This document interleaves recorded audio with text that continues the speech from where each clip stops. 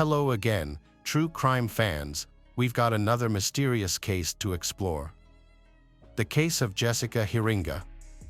Jessica Heeringa was born on July 16, 1987, in Norton Shores, Michigan, to a humble family, and that included a sister. At 22, she had a son named Zahn with her long-term partner Dakota Quayle Dyer, and by 25, the couple was still together and raising Zahn in a rented home. Jessica worked as a manager at a local Exxon gas station near Lake Michigan, where she was well-liked by customers for her friendly nature.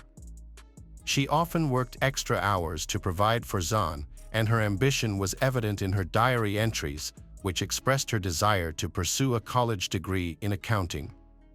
However, financial constraints prevented her from achieving this goal. Dakota, her partner and the father of her child, was unable to fully support their family, leading to disagreements, and their relationship was strained. Despite being engaged, their wedding plans were repeatedly delayed due to various circumstances. On April 26, 2013, she started the day by shopping at a nearby store around 3 p.m. and then drove to work.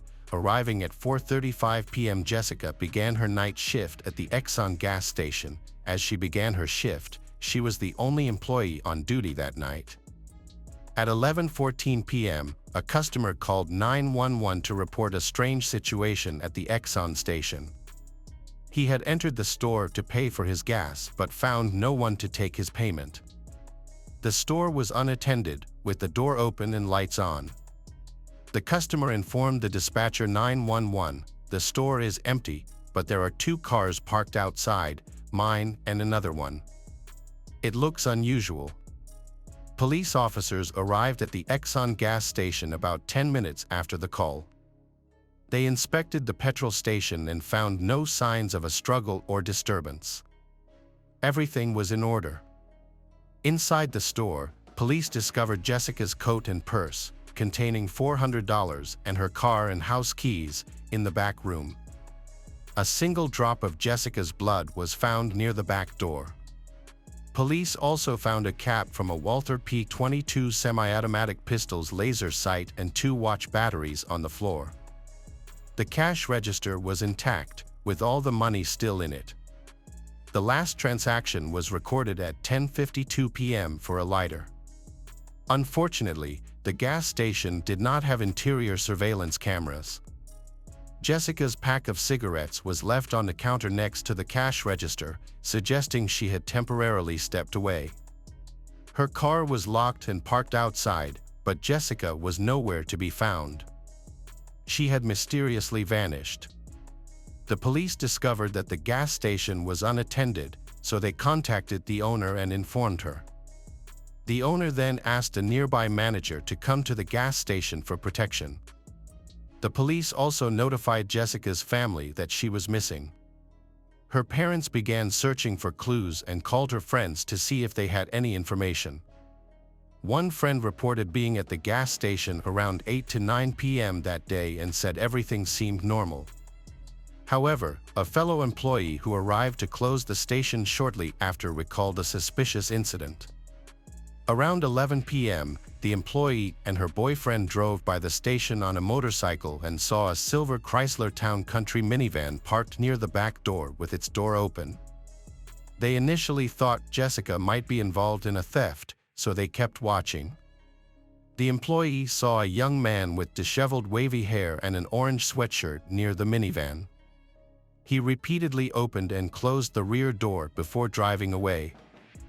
Further investigation revealed a surveillance video from a nearby building showing a silver Chrysler passing the Exxon gas station at 11:02 p.m.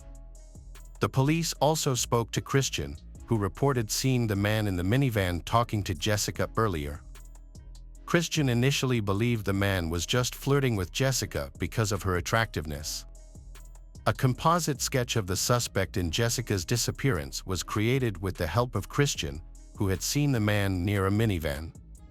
The suspect was described as a young male with light skin, dark wavy hair, a stocky build, and approximately 6 feet tall. 3 days after Jessica went missing, the sketch was released. In spite of, police received many calls, but no information was available that helped the case. A main issue in the investigation was the large number of silver Chrysler minivans in the United States. Specifically, in Michigan, there were 15,000 registered vehicles of the same kind. This made it difficult to identify the driver of the minivan related to Jessica's disappearance.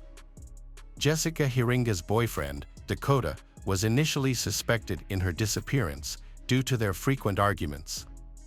However, Dakota denied this and cooperated with the investigation, stating he was at home with their son on the night of her disappearance.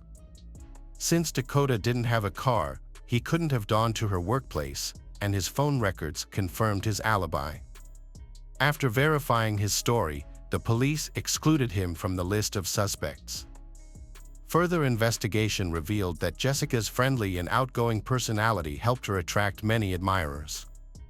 Jess Ammerman, a 37-year-old married plumber, was one such admirer.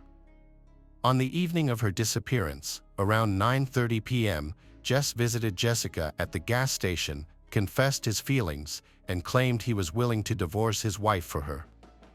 However, Jessica rejected his advances. He then left the station, called his wife, and spoke with her for about 50 minutes before returning home. After undergoing a polygraph test and being interrogated and interviewed along with his wife, the police also cleared Jess Ammerman as a suspect.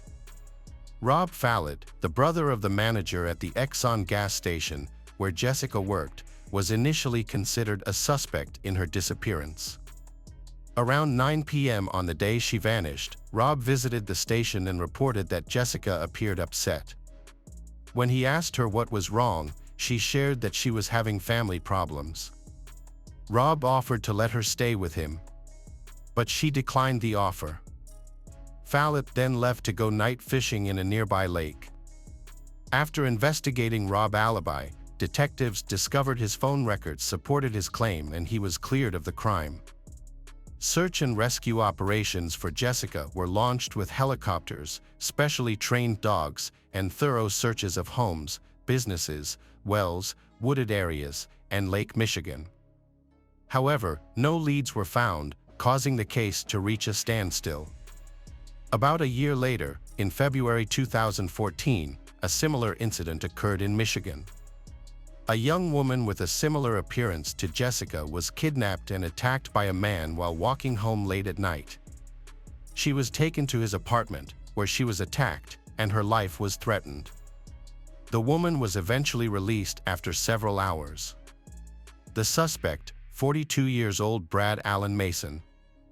Mason was eventually found by police, but he resisted arrest, threatening officers with a fake gun. Then, he was fatally shot during the confrontation. Brad had a history of crime, including being convicted of kidnapping in 2004 and arrested for indecent exposure in 2011. In 2014, he lived in a dorm near the Exxon gas station where Jessica worked. Despite this, investigators couldn't find any evidence linking Mason to Jessica's disappearance. 2 years after Jessica disappeared, a similar incident happened in 2016. A young woman was walking home from a friend's party late at night when she got lost on a dark street. A man in a silver minivan stopped and asked if she was okay, offering to give her a ride. She refused the ride but asked to use his phone. The man agreed, but only if she got into the minivan. Once she was inside, he locked the door, said his phone was dead, and he pulled out his gun, asked her to keep quiet. Then he started driving. The woman was feeling extremely unwell and nauseated, so she asked the driver to roll down the window for her. She quickly took advantage of the opportunity and jumped out of the moving vehicle through the window, running to a nearby house for safety. The driver quickly sped away and escaped. The victim immediately called the police and provided a detailed description of her kidnapper. By examining footage from nearby surveillance cameras, the police were able to identify the license plate number of the vehicle, a silver Chrysler Town & Country. The investigation eventually identified the driver as Jeffrey Willis, 46 years old. Jeffrey Willis, a factory worker, lived a reclusive and humble life, with no criminal record. When police found and searched his minivan, they discovered a semi-automatic Walther P22 pistol. It was discovered that this pistol had been reported stolen by a coworker of Jeffrey some time ago. Jeffrey was arrested and taken into custody. Upon searching his residence, police found a collection of various BDSM items, including handcuffs, chains, ropes, gags, a vibrator, a video camera, and a bullet matching the Walther P22 pistol. They also discovered medical supplies and sedatives, which included insulin syringes with unknown substances and disposable gloves. Investigators found a diagram of the woman's body, with some parts marked. Upon examining his computer, several distressing videos were found, showing scenes of young women being kidnapped. A hidden hard drive discovered in a ventilation duct contained secretly recorded footage of Jeffrey's female neighbors swimming. Furthermore, on his computer, police discovered a folder labeled Victims that included 2 subfolders. The first subfolder was named after missing woman Jessica, and the second subfolder contained information about a murdered woman named Rebecca. Rebecca Bletch, a 36-year-old woman who suffered a tragic fate. Approximately 1 year after Jessica went missing, Rebecca was murdered on June 29, 2014. Rebecca had gone out for a run in the evening but never returned home. She was discovered by her neighbors lying on the road, with her clothing disheveled. Initially, it was believed that she had been hit by a car. Although Rebecca was unconscious, she still had a pulse when found. Emergency services were immediately called, but unfortunately, she succumbed to her injuries before she could be saved. Autopsy reports later revealed that Rebecca died from 3 gunshot wounds to her back and head, along with multiple bruises on her wrists and legs. At the time of Rebecca's death, the suspect has not yet been identified. However, 2 years after Jeffrey's arrest, investigators uncovered new evidence linking Rebecca's murder to the handgun found in his small truck. Prosecutors alleged that Jeffrey had attempted to abduct Rebecca and bring her back to his home, but when Rebecca resisted, he shot her and fled the scene. Despite his denial, forensic analysis discovered Rebecca's DNA on a glove found in Jeffrey's residence. As a result, he was convicted of Rebecca's murder and received a life sentence. While serving his sentence, Jeffrey faced additional charges related to the kidnapping of Jessica, despite he consistently denying any involvement in her disappearance. Nonetheless, a review of his phone records revealed that he was present at the Exxon gas station where Jessica was last seen on the night she vanished. He then went to his grandfather's house, about 13 minutes from the station. When police arrived at that house, they discovered something surprising. Although the front door was secured with heavy locking, the police were able to break in easily. What they discovered was disturbing. In the basement, they found a large stash of cleaning supplies, including various powders and bleaches, that had all been manufactured in early 2013, around the same time Jessica disappeared. It was found that Jeffrey had been absent from his job on April 27, 2013, the day after Jessica's disappearance. Colleagues reported that his absence was unusual. When he returned to work a few days later, he had noticeable deep scratches on his face and hands. This has made people who know him suspicious. A woman who visited the gas station on April 25, the evening before Jessica vanished, contacted the police. She had arrived at the station late that evening and expressed her concern to Jessica about being alone at such a late hour. Jessica acknowledged her concern with a nod. At that moment, an unknown man inside the station overheard the conversation and reassured the visitor, saying, "Don't worry, Jessica has customers who look after her." The man then left the gas station. Despite the stranger's reassurance, the visitor remained concerned about Jessica's safety and waited in her car outside until Jessica finished her shift and headed home. Unfortunately, Jessica disappeared the following day. In 2016, the witness positively identified Jeffrey as the unknown man, recalling his presence at the gas station. Further investigation revealed that Jeffrey had frequently visited the Exxon gas station, interacting with Jessica at least 15 times prior to her disappearance. Kevin Bloom, a 48-year-old prison guard and Jeffrey's cousin, was arrested. During questioning, Kevin's statements were inconsistent, ultimately leading him to confess. He revealed details about Rebecca's death that were not publicly known at the time, and also admitted to helping Jeffrey hide Jessica's body.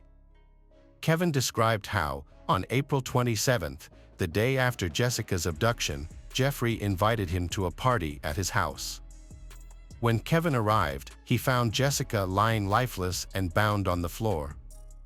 Kevin and Jeffrey wrapped Jessica's body in a sheet and drove to a forest, where Jeffrey had already dug a grave. They buried Jessica and then returned home. When the police asked Kevin to take them to the burial site, he had difficulty remembering the exact location. Despite searching the forest for a while, he was unable to pinpoint the spot where they had buried Jessica's body. The trial of Jeffrey began, even though Jessica's body had not been found. The prosecution presented strong evidence to charge Jeffrey with kidnapping and murder. They alleged that he had been stalking Jessica for a long time. On April 26, 2013, Jeffrey allegedly parked near the gas station's entrance, went inside, and hit Jessica on the head with his gun. During the assault, the gun's laser sight cover fell off, and Jessica's blood was flowing to the floor. Jeffrey then allegedly dragged she out through the exit, put her in the back seat of his car, and drove her to his late grandfather's house. Forensic analysis of Jeffrey's devices revealed that he saved photos and news articles about the search for Jessica on his computer. As investigators followed the case, they found that he used a password that included her initials and the date April 27, 2013. This suggests that April 27, 2013, was likely the day she died, one day after her disappearance. Jeffrey maintained his innocence, claiming he was at home on the night Jessica was kidnapped. His lawyers pointed out that there was no direct evidence linking him to the crime, and no DNA evidence belonging to Jessica was found in his home or vehicle. Jeffrey's defense team argued that Jessica had been struggling with serious substance abuse problems in the time before her disappearance, suggesting that her kidnapping might be connected to her involvement in the illicit drug trade.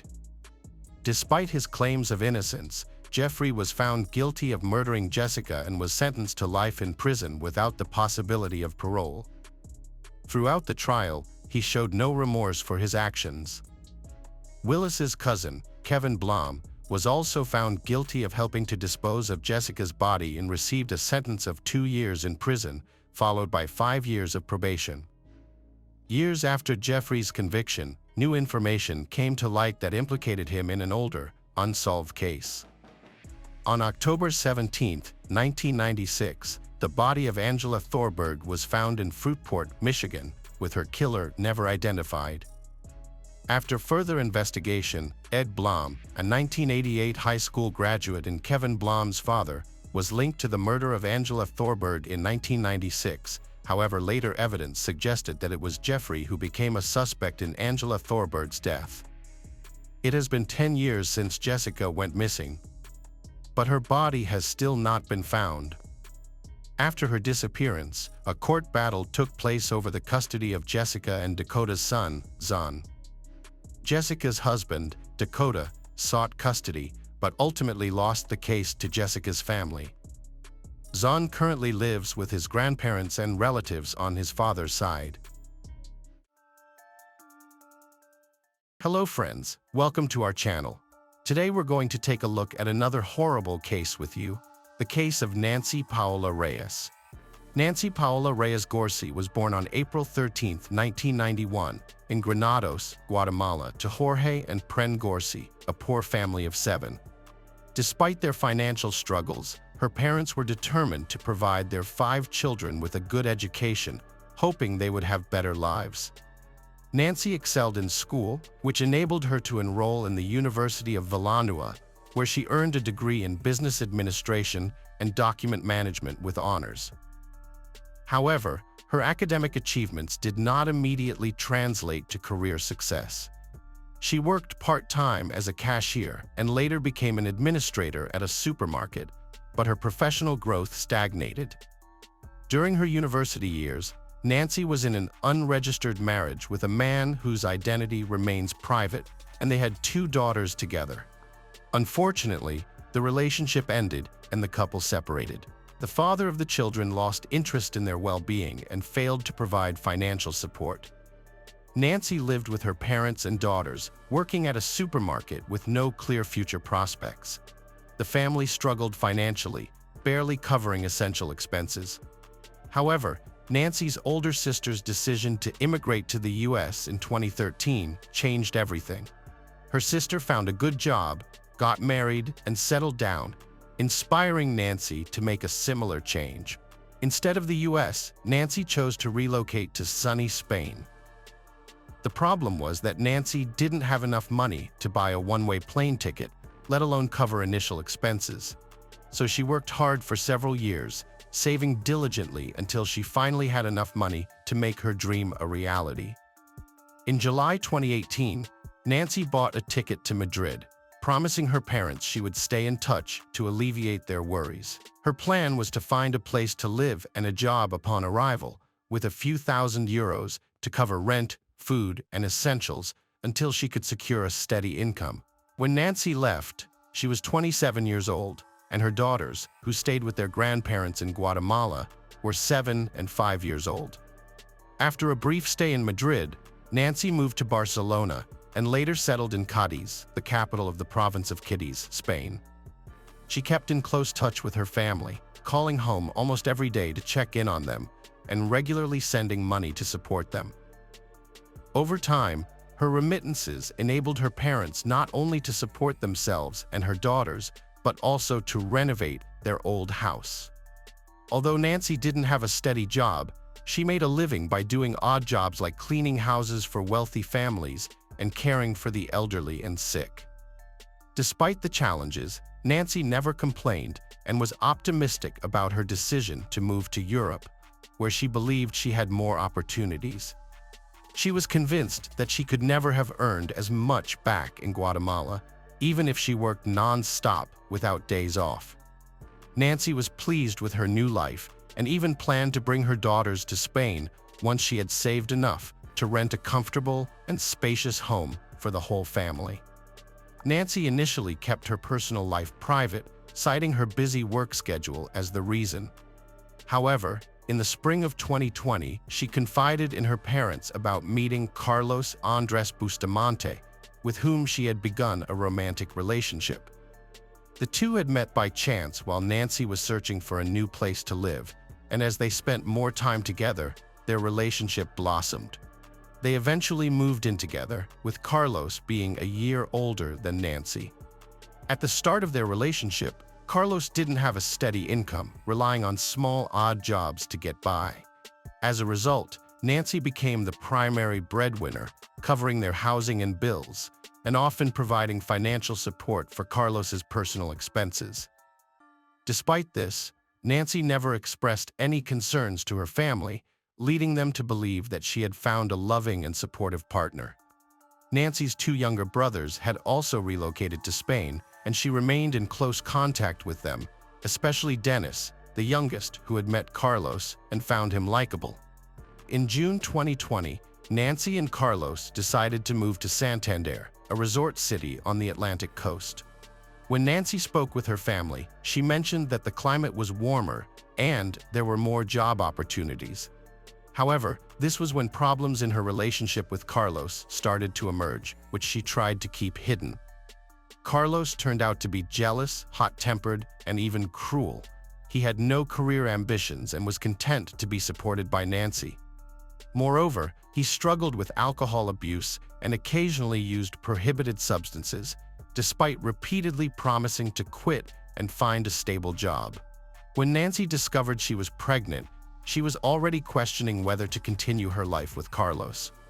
Carlos was overjoyed by the news and promised that their life would improve, but in reality, things only worsened. He continued to drink and use drugs, taking money from Nancy or asking his mother for it. Worse still, he began physically abusing Nancy, which she tried to conceal from everyone. On the evening of August 12th, a disturbing scene unfolded while Nancy was video chatting with her parents. Her partner, Carlos, suddenly burst into a fit of rage, yelling at Nancy and demanding to know who she was talking to. Refusing to believe her when she told him it was her mother, he snatched the phone from her hands.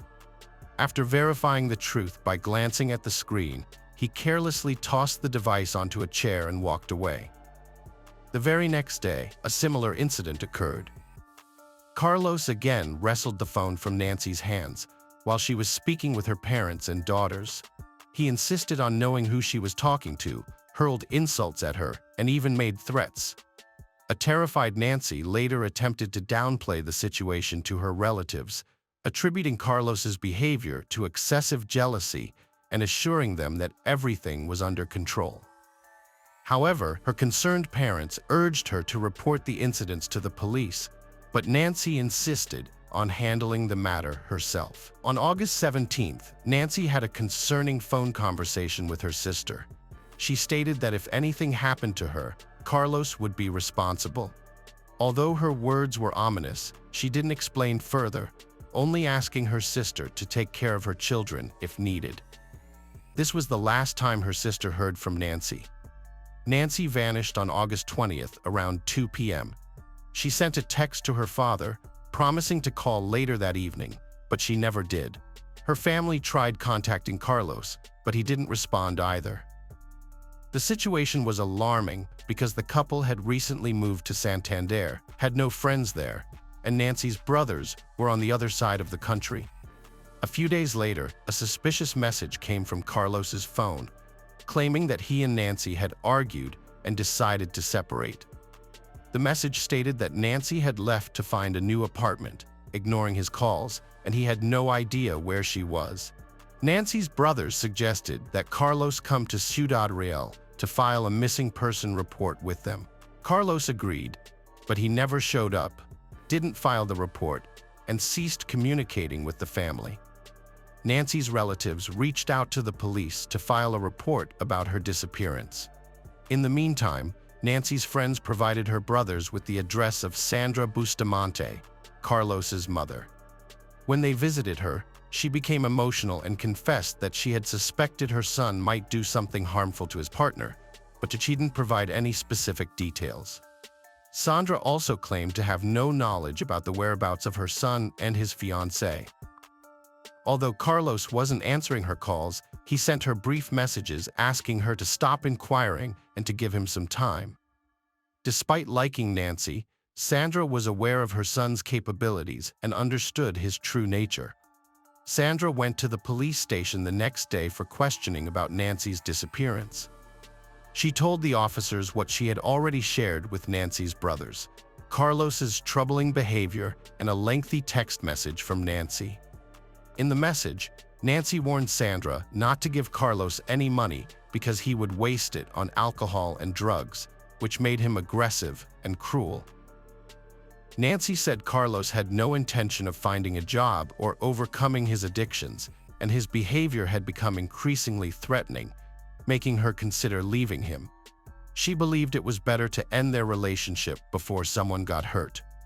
The investigation also uncovered some disturbing information about Carlos. He had been convicted of bodily harm multiple times, including brutally beating his own mother when he was 17. Although he only received probation at the time, he later served short sentences for assaulting women he lived with and had relationships with. The investigation into Carlos and Nancy's relationship revealed many red flags from the start. Carlos had a history of aggression, drug addiction, and a criminal record, which was compounded by his uncontrollable rage. Meanwhile, Nancy's friends disclosed that she was not just a housekeeper or caregiver, as she had claimed. Instead, she was providing escort services to wealthy clients in Santander, earning a substantial income. Carlos was aware of her occupation and initially accepted it, as it allowed him to avoid finding work himself. However, when Nancy became pregnant, Carlos's behavior became increasingly erratic. He grew suspicious about the child's paternity, wondering if it belonged to one of her clients. Additionally, he was consumed by jealousy, vacillating between preventing her from interacting with other men and forcing her to continue working to support them financially. Meanwhile, Carlos squandered the money he took from his mother on his own vices, leaving them struggling to make ends meet. After nearly a week of unexplained absence, Nancy and Carlos's whereabouts were unknown.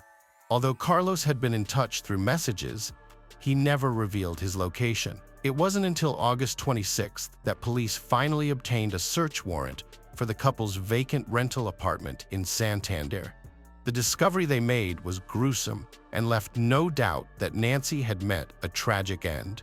Bloodstains were found throughout the apartment, with some attempts made to clean them up, but most were still visible to the naked eye, including in the clogged bathroom and toilet drains. The police also found fragments of bones, hair, skin, and internal organs. Forensic analysis confirmed that these belonged to Nancy, even though her body was not found in the apartment. The crime scene suggested that Nancy had been brutally killed, dismembered in the bathroom, and her remains disposed of elsewhere. Carlos was quickly identified as the main suspect in the case due to evidence found in the apartment, including a package from a local hardware store with his fingerprints on it. The package was for a small hatchet, but the tool itself was not discovered. Further investigation revealed that Carlos had bought the hatchet, along with rubber gloves and large trash bags, at a nearby market on August 20th. This was confirmed by security footage from the store. An elderly vendor who sold Carlos a small cart also positively identified him from a photo. The day after the gruesome discovery in the apartment, Carlos surprisingly surrendered to a Madrid police station, attempting to shift suspicion away from himself. He claimed to be reporting Nancy missing, but was promptly arrested as the prime suspect in the heinous crime. Carlos professed his innocence, stating that he and Nancy had argued and parted ways on August 20th, after which he left town in an emotional state, unaware of any subsequent events involving Nancy. He suggested that someone might have attacked her when she returned to gather her belongings. However, Carlos's alibi seemed dubious, especially considering the police found his fingerprints on the hatchet's packaging. Despite conducting an extensive search of nearby wastelands, sewer systems, and the coastline with the help of divers, no trace of Nancy was found. To further investigate, the police tracked Carlos's movements from August 20th to 26th, using his mobile phone signals, revealing that he had spent 3 days traveling along the coast and visiting Bilbao and Burgos before heading to Madrid. It was clear that Carlos was trying to conceal his activities, but it seemed unlikely that he would travel across the country with a dismembered body, leading authorities to continue their search in Santander. Street surveillance footage captured Carlos's movements on the evening of August 20th. He was seen walking towards a large forest park, but returned to his apartment late at night. He then left again, this time pushing a cart filled with unusual, oddly shaped bags. Since there were few cameras within the park, Carlos vanished from view once he entered the wooded area. Later, he re-emerged with the same cart, but it was now significantly lighter. He then proceeded towards the railway tracks, which were located near a steep cliff overgrown with bushes. After visiting this area, Carlos returned once more, but this time without the extra weight, providing law enforcement with a clear lead on where to search for the body. On September 16th, police discovered bags containing badly decomposed human remains in a heavily overgrown area on a hillside. The remains were identified as those of Nancy Gorcey, who had been dismembered into 20 parts using a hatchet. Although security camera footage showed everything Carlos had transported in a cart was recovered, one crucial item was still missing: the fetus of the 4-month pregnant Nancy. The state of the victim's genitals and lower abdomen revealed a brutal mutilation with a knife and hatchet, suggesting that the killer had removed the fetus and disposed of it separately from the mother's body. Despite mounting evidence, Carlos refused to admit his involvement, providing contradictory statements and trying to shift the blame onto an unknown attacker. However, traces of Nancy's blood were found on his clothes and shoes, which he had attempted to wash off but failed to completely remove. Through diligent investigation, authorities were able to reconstruct the sequence of tragic events and the entire scenario of the crime, ultimately incriminating Carlos. Forensic experts have reconstructed the events of August 20th. After an argument, the man brutally beat and strangled his pregnant partner, Nancy, in the kitchen, where bloodstains were later found on the floor and walls. Next, he moved Nancy's body to the bathroom, went shopping at a hardware store in the market, and then used a hatchet and large kitchen knife to dismember her body into 20 pieces. He placed the pieces in bags and loaded them into a cart. That night, he took the cart to a park, searching for secluded areas to dispose of the body parts. He followed a pre-planned route, scattering the bags in various locations, hoping they would never be found. The fate of the fetus removed from Nancy's body remains unknown.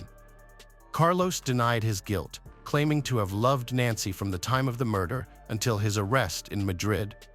He used the money he stole from Nancy to fund his daily bar hopping across various cities. The investigation and search for evidence and witnesses took nearly 2 years, and the trial did not begin until July 2022. In November 2022, Carlos was found guilty of the premeditated, brutal murder of Nancy and her unborn child, as well as the dismemberment and desecration of her body. However, many considered the sentence too lenient. Carlos was sentenced to 25.5 years in prison and ordered to pay €150,000 in compensation to Nancy's parents and daughters. Hello friends, welcome to our channel. Today we're going to take a look at another horrible case with you. The case of Britney Gregory. Britney Gregory was born on April 1, 1988, in Brick Township as the youngest of 5 children in her family. After her parents' divorce, she lived with her father but remained close to all her siblings, especially her sister Brianna, who was 4 years older. Britney was an excellent student and her teachers believed she had the potential to become a scholar.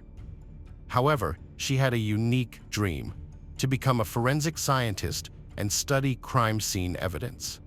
Britney enjoyed being the youngest in her family and was described by her mother as spoiled but not arrogant. To celebrate her 16th birthday in April, Britney got her belly button pierced, a promise her mother had made to her. She was a fan of pop culture, idolizing Britney Spears and having posters of her in her bedroom. She also enjoyed watching cartoons, especially SpongeBob SquarePants, and was fascinated by TV shows about forensic science, which she hoped to pursue as a career.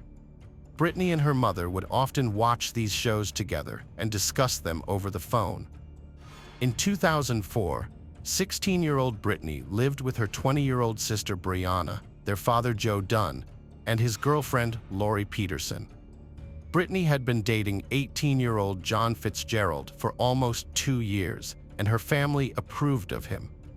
They had a close relationship and were considered a perfect couple. On July 11, 2004, Britney's mother Deborah and sister Brianna visited their older brother and his wife in South Toms River, about 15 miles from Britney's home. At around 8:30 p.m., Britney called her mother, sounding upset, and asked for a ride to John's house.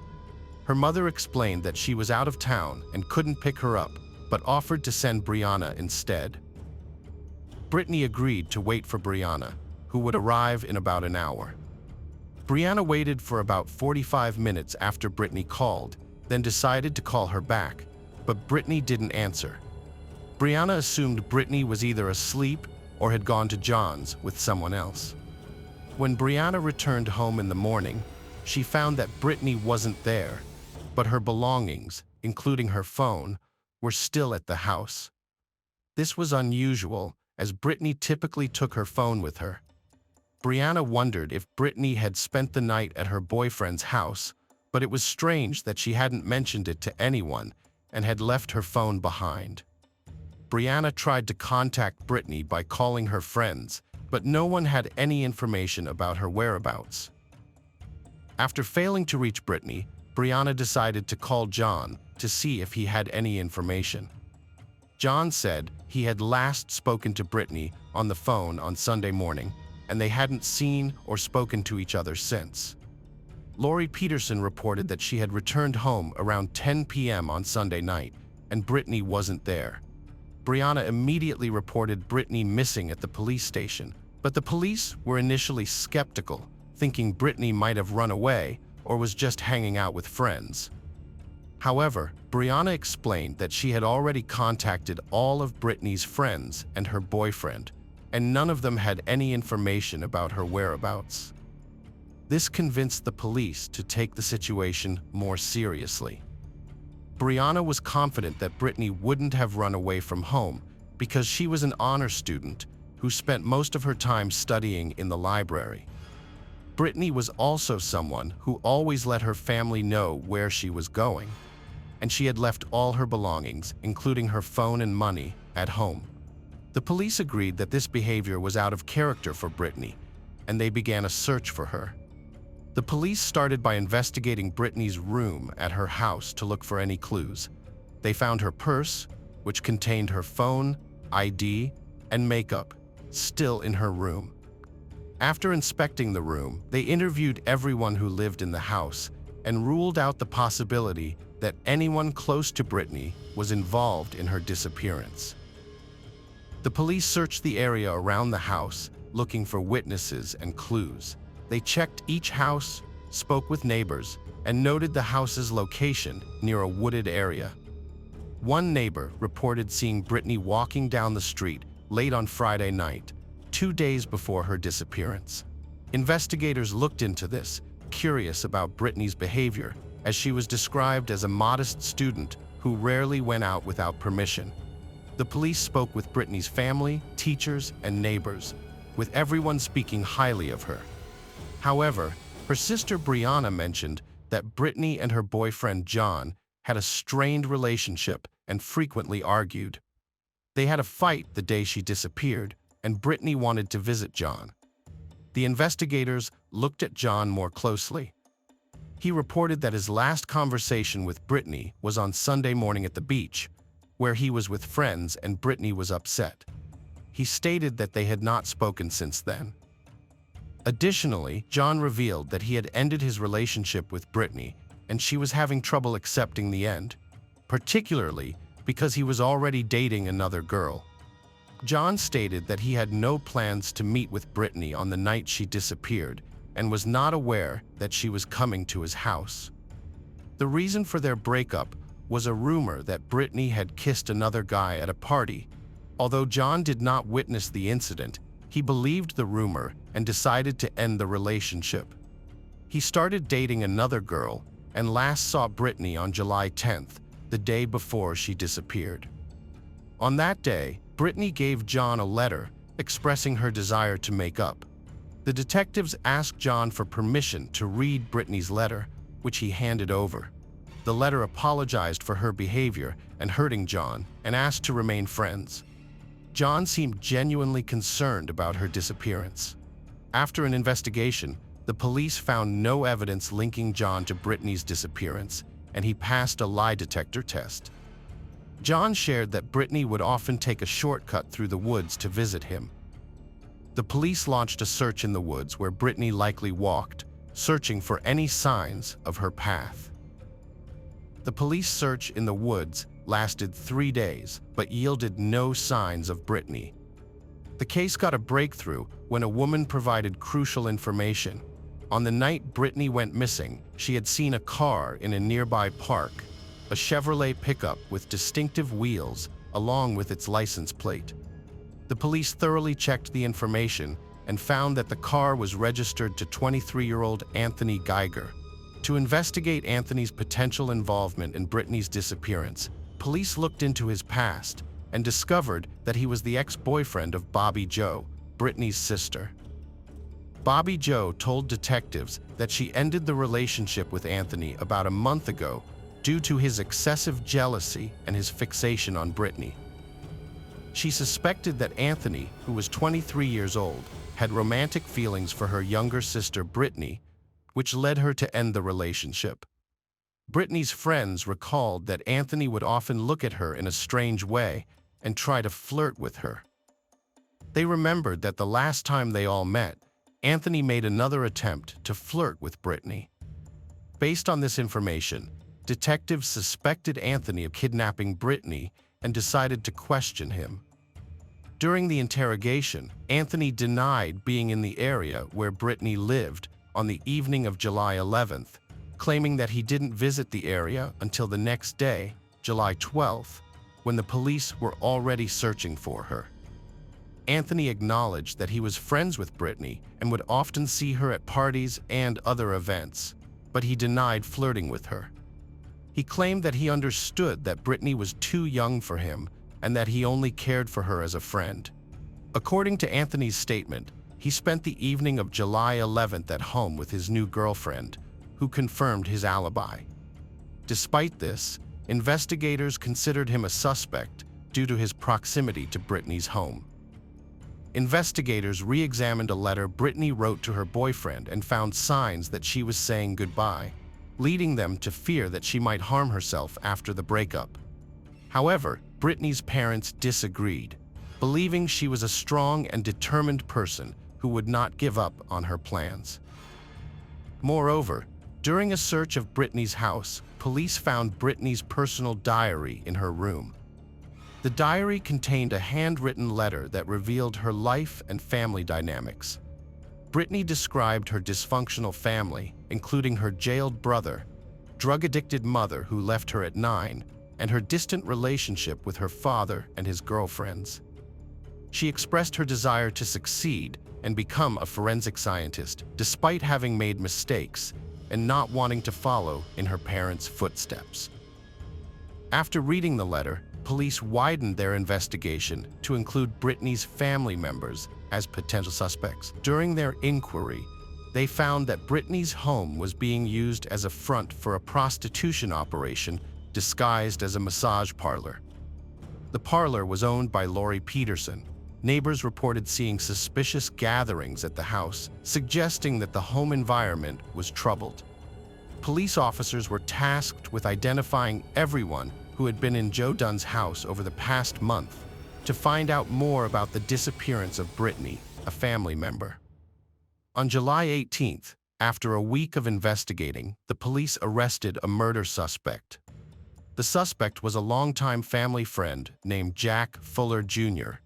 According to his background check, Jack had been involved in numerous crimes and had served time in state prison. He was arrested multiple times and was released from prison about a year before Britney's disappearance. When Britney's parents thought of Jack, they believed he was likely to commit theft to support his drug addiction, but they couldn't believe he was involved in their daughter's disappearance. Jack's arrest was prompted by an informant's tip about his involvement in Britney's death. The informant wore a wire to gather more information from Jack, who revealed that he had buried Britney's body in a remote location. Jack also expressed a desire to kill one of his friends who was with him that night, which led detectives to question the friend Tommy about Britney's disappearance. The detectives told Tommy to tell them what happened. Tommy claimed that Jack made references about Britney, including getting into her house the night he would murder her, and that she should die for money. Tommy said Jack's need for money was the reason for the murder. Tommy told that when Jack and Tommy met again the next day, Jack remained silent about the previous day's events. They stopped at a car wash where Jack washed his car inside and out, which was unusual. When Tommy asked what had happened to Britney, Jack became angry and defensive, saying he had taken her home and didn't want to be asked again. Tommy assumed the worst, believing Jack had planned to harm Britney because he had other plans for the night. The detectives knew they had found the murderer when they arrived to arrest Jack. He was holding a can of gasoline and appeared to be planning to burn his car to destroy evidence. A search of the car revealed blood, which forensic analysis confirmed was Britney's. The police also discovered that Jack had visited a car wash after a trip with Britney and confiscated the vacuum cleaner he had used. Criminologists found particles of sand stuck together by Britney's blood inside the vacuum cleaner, confirming the connection. Despite the overwhelming evidence, Jack refused to confess to Britney's kidnapping and murder and remained silent. The detectives interviewed his acquaintances, who described him as a man capable of anything. Many noted that Jack always had money, despite being unemployed. The investigation also revealed that on the night of Britney's disappearance, a patrol officer had seen Jack's car parked on the side of the road near the woods, although at the time, it was not known that Britney was missing. When the officer approached Jack, he claimed to be searching for his dog, which had supposedly run off into the woods. Based on this information, the search for Britney's body focused on the area where the officer had seen Jack's car. A massive search effort involving police officers ensued, but unfortunately, it was unsuccessful. As investigators pieced together the events of that night, they speculated that Britney had been desperate for a ride to her boyfriend's house and had asked Jack for help. Jack had agreed to drive her, but instead, he had taken his friend Tommy home and then taken advantage of Britney, raping and killing her. However, without finding her body, the police couldn't prove their theory. As police sought a confession from Jack, a new witness emerged.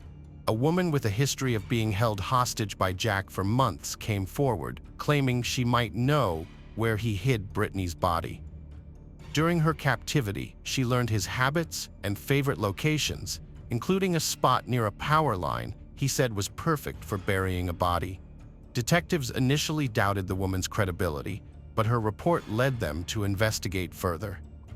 A search of the specified area in Lakewood, known for its sandy soil, was conducted after an informant recalled Jack discussing difficulty burying a body in such terrain. Despite initial lack of findings, police persisted, following up on forensic analysis that showed a match between sand from a vacuum cleaner Jack used and soil from the location, solidifying their leads. On July 27, 2004, 15 days after Britney Gregory was reported missing, a body was discovered in a dense forest on the border of Monmouth and Ocean counties. The body was identified as Britney's through a necklace with her name on it, which was still around her neck. The autopsy confirmed that Britney had suffered head trauma and had been strangled, but the exact cause of her death could not be determined due to the decomposition of her body over the 2-week period. The examiner could not rule out strangulation or suffocation as the cause of death. There were no obvious signs of sexual assault, but the possibility of rape could not be ruled out. Britney's family and the prosecution eventually agreed to a plea bargain with the suspect, Jack Fuller, to avoid a lengthy and difficult trial. Britney's mother did not want the death penalty for Jack because she believed it would be an easy way out for him. Instead, she wanted him to serve a life sentence and suffer for what he had done. Jack's account of the events stated that Britney asked him to drive her to her boyfriend's house, and he agreed. He dropped off Tommy first and was supposed to take Britney to her destination. However, before he did, he stopped the car on the side of the road to smoke crack, which caused Britney to become angry. She slapped him on the arm, which led to a violent reaction from Jack, who admitted to punching her in the face and head multiple times as she tried to stop him from smoking. Jack disposed of Britney's body after she stopped breathing during the assault. He denied intentionally causing her death, but his account was inconsistent with the medical examiner's findings, which showed evidence of strangulation. He had also removed her clothes, indicating a sexually motivated crime. On February 9, 2005, an Ocean County grand jury indicted Jack for murder. On October 18, 2005, Jack pleaded guilty to a lesser charge of purposely and knowingly causing serious bodily injury resulting in death, not specifically pleading guilty to murder. He was sentenced to 30 years in prison without parole on January 13, 2006. Welcome back, detectives. Let's dive into another horrible case. The case of Leanne Tiernan. Leanne Tiernan was born on September 27, 1984, to Michael Tiernan and Sharon Hawkhead in Bramley. Although her parents divorced shortly after her birth, Leanne remained close to her father. She and her older sister, Michelle, lived with their mother in Leeds, but their father continued to play an active role in their lives. Leanne was also very fond of her grandparents and would often accompany them to church on Sunday mornings. She had a sweet tooth and was affectionately nicknamed Chocolate Chip Niece by an uncle. Leanne was a student at West Leeds High School. She had been diligently studying for her GCSEs. A day out with her best friend, 15-year-old Sarah Whitehouse, was a fun holiday. They planned to go to Leeds for some early Christmas shopping. On Sunday, November 26, 2000, after going to church with her grandmother, Leanne returned home to prepare for an outing with Sarah. She wears a black and white ribbed turtleneck sweater, black pants, and black ankle boots over a blue jacket. She styled her hair in her favorite French style, kissed her mother, and set off to meet Sarah. Leanne and Sarah took a bus to downtown Leeds and spent the afternoon shopping. By late afternoon, they finished their work and boarded the bus back to Bramley. At about 4:50 p.m., they got out of the car and walked to Sarah's house and parted ways. Sarah watched Leanne walk towards Holly Gill, a public footpath that was a shortcut to her house. Even though the path was unlit and went through a wooded area, Leanne felt safe walking because it was still light out. It should have only taken Leanne 20 minutes to get home, but when Sarah called Leanne's house at 5:20 p.m. to chat, she was surprised to hear that Leanne hadn't come home yet. Sharon kept calling Leanne's mobile phone, but she did not answer. At 7 p.m., Sharon reported Leanne missing to the local police station. West Yorkshire Police, led by Detective Superintendent Chris Gregg, launched a large-scale search operation.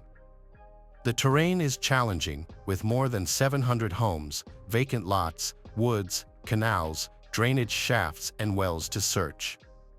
The police are determined to find Leanne and bring her home safely. They used helicopters, uniformed police, and search dogs to scour the area, going from house to house. To preserve any potential evidence, trash collection in the area has been suspended. A week later, despite their best efforts, there was still no sign of Leanne. Investigators reconstructed her final activities with the help of her sister Michelle and close friend Sarah. As the investigation unfolded, several witnesses came forward claiming to have seen a suspicious man walking his black and tan dog in the Holly Gill area just an hour before Leanne got off the bus on her way home. The police created a composite sketch of the man, describing him as 5 feet 8 inches with a stocky build, round face, and possible scarring. He was seen wearing a black beanie, a long waterproof coat, and dirty jeans. Police have released this information to the public. As the investigation stalled, the case began to go cold. However, the public continues to show support for Leanne's family, doing everything they can to make her story known. Dad of 3 from Leeds, Sean Clark, even offered a £10,000 reward for any information that could lead to Leanne's safe return. Additionally, Iceland Foods, a supermarket chain, printed Leanne's picture and details on their milk cartons nationwide. As the months passed, investigators searched more than 2,000 homes and outbuildings along Leanne's route home from the shopping district. The police still haven't found Leanne. Her loved ones always hoped that one day she would return home. But 9 months after her disappearance, on August 20, 2001, a man named Mark Bisson was walking his dog in Lindley Woods, a forest near North Yorkshire, when he stumbled upon a mysterious discovery. Initially, it appeared to be a pile of rubbish, but as he looked closer, he discovered a floral duvet wrapped in twine.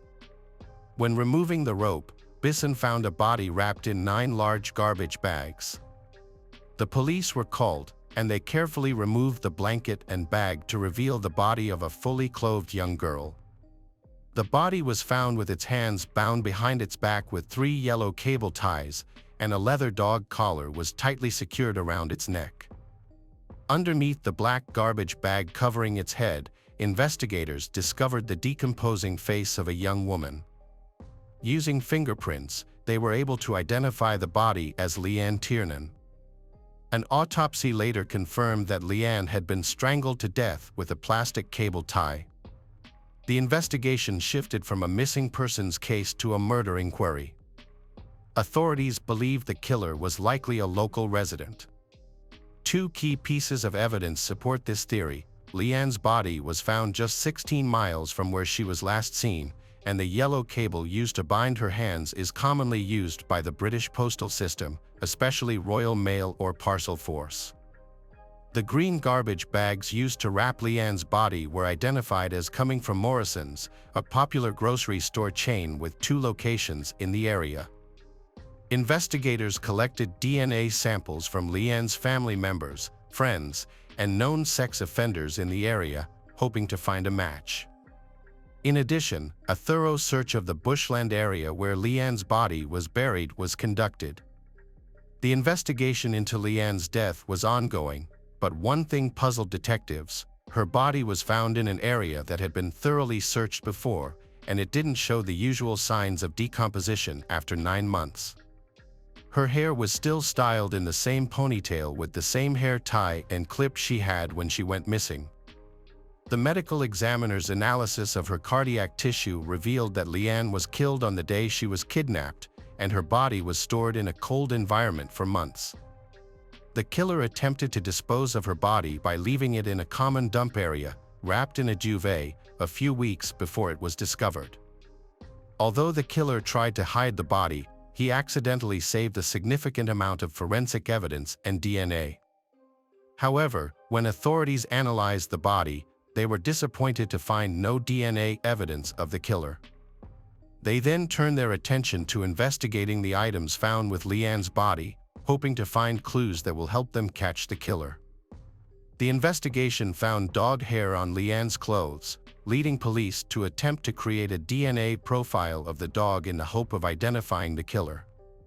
The dog hair was sent to a Texas university that specializes in DNA profiling of purebred pets. Although the university was able to obtain a partial DNA profile, they were unable to match it to a specific dog, so analysis was stopped. A knitted scarf was found around Leanne's neck containing knotted human hair. The hair was submitted for DNA testing, and a DNA profile was successfully created from the small amount of DNA found inside the hair shaft. The police then turned their attention to the dog collar that had been used to wrap a black bin liner around Leanne's neck. The collar was found to have been manufactured by a company called Armitage Leather Products, based in Nottingham. Detectives hoped that if the killer had purchased the dog collar from them, they might be able to obtain his name or address. The police reached out to the manufacturer and requested sales records. After analyzing these documents, investigators contacted more than 220 wholesalers across the UK. Their 112th inquiry proved successful. They contacted a company called Pet Pajamas, based in Liverpool, which revealed that it had sold 3 of the distinctive dog collars in question. Pet Pajamas provided investigators with details of the 3 customers who had bought these items. The detectives started investigating the customers and soon identified a prime suspect, John Taylor from Bramley, near the area where Leanne was last seen. Taylor's name had previously come up during the investigation when Leanne's body was found. At the time, witnesses reported that Taylor was frequently seen in the woods with his dog. By the time investigators prepared to question Taylor, he had already stated that his dog had passed away before Leanne's murder, sparking suspicion that he may have deliberately killed his pet to conceal evidence. At first glance, John Taylor seemed like a regular person. He was a 45-year-old man working as a delivery driver for Parcel Force, a division of the Royal Mail. He had no serious criminal history except for one instance when he stole a suit as a 15-year-old.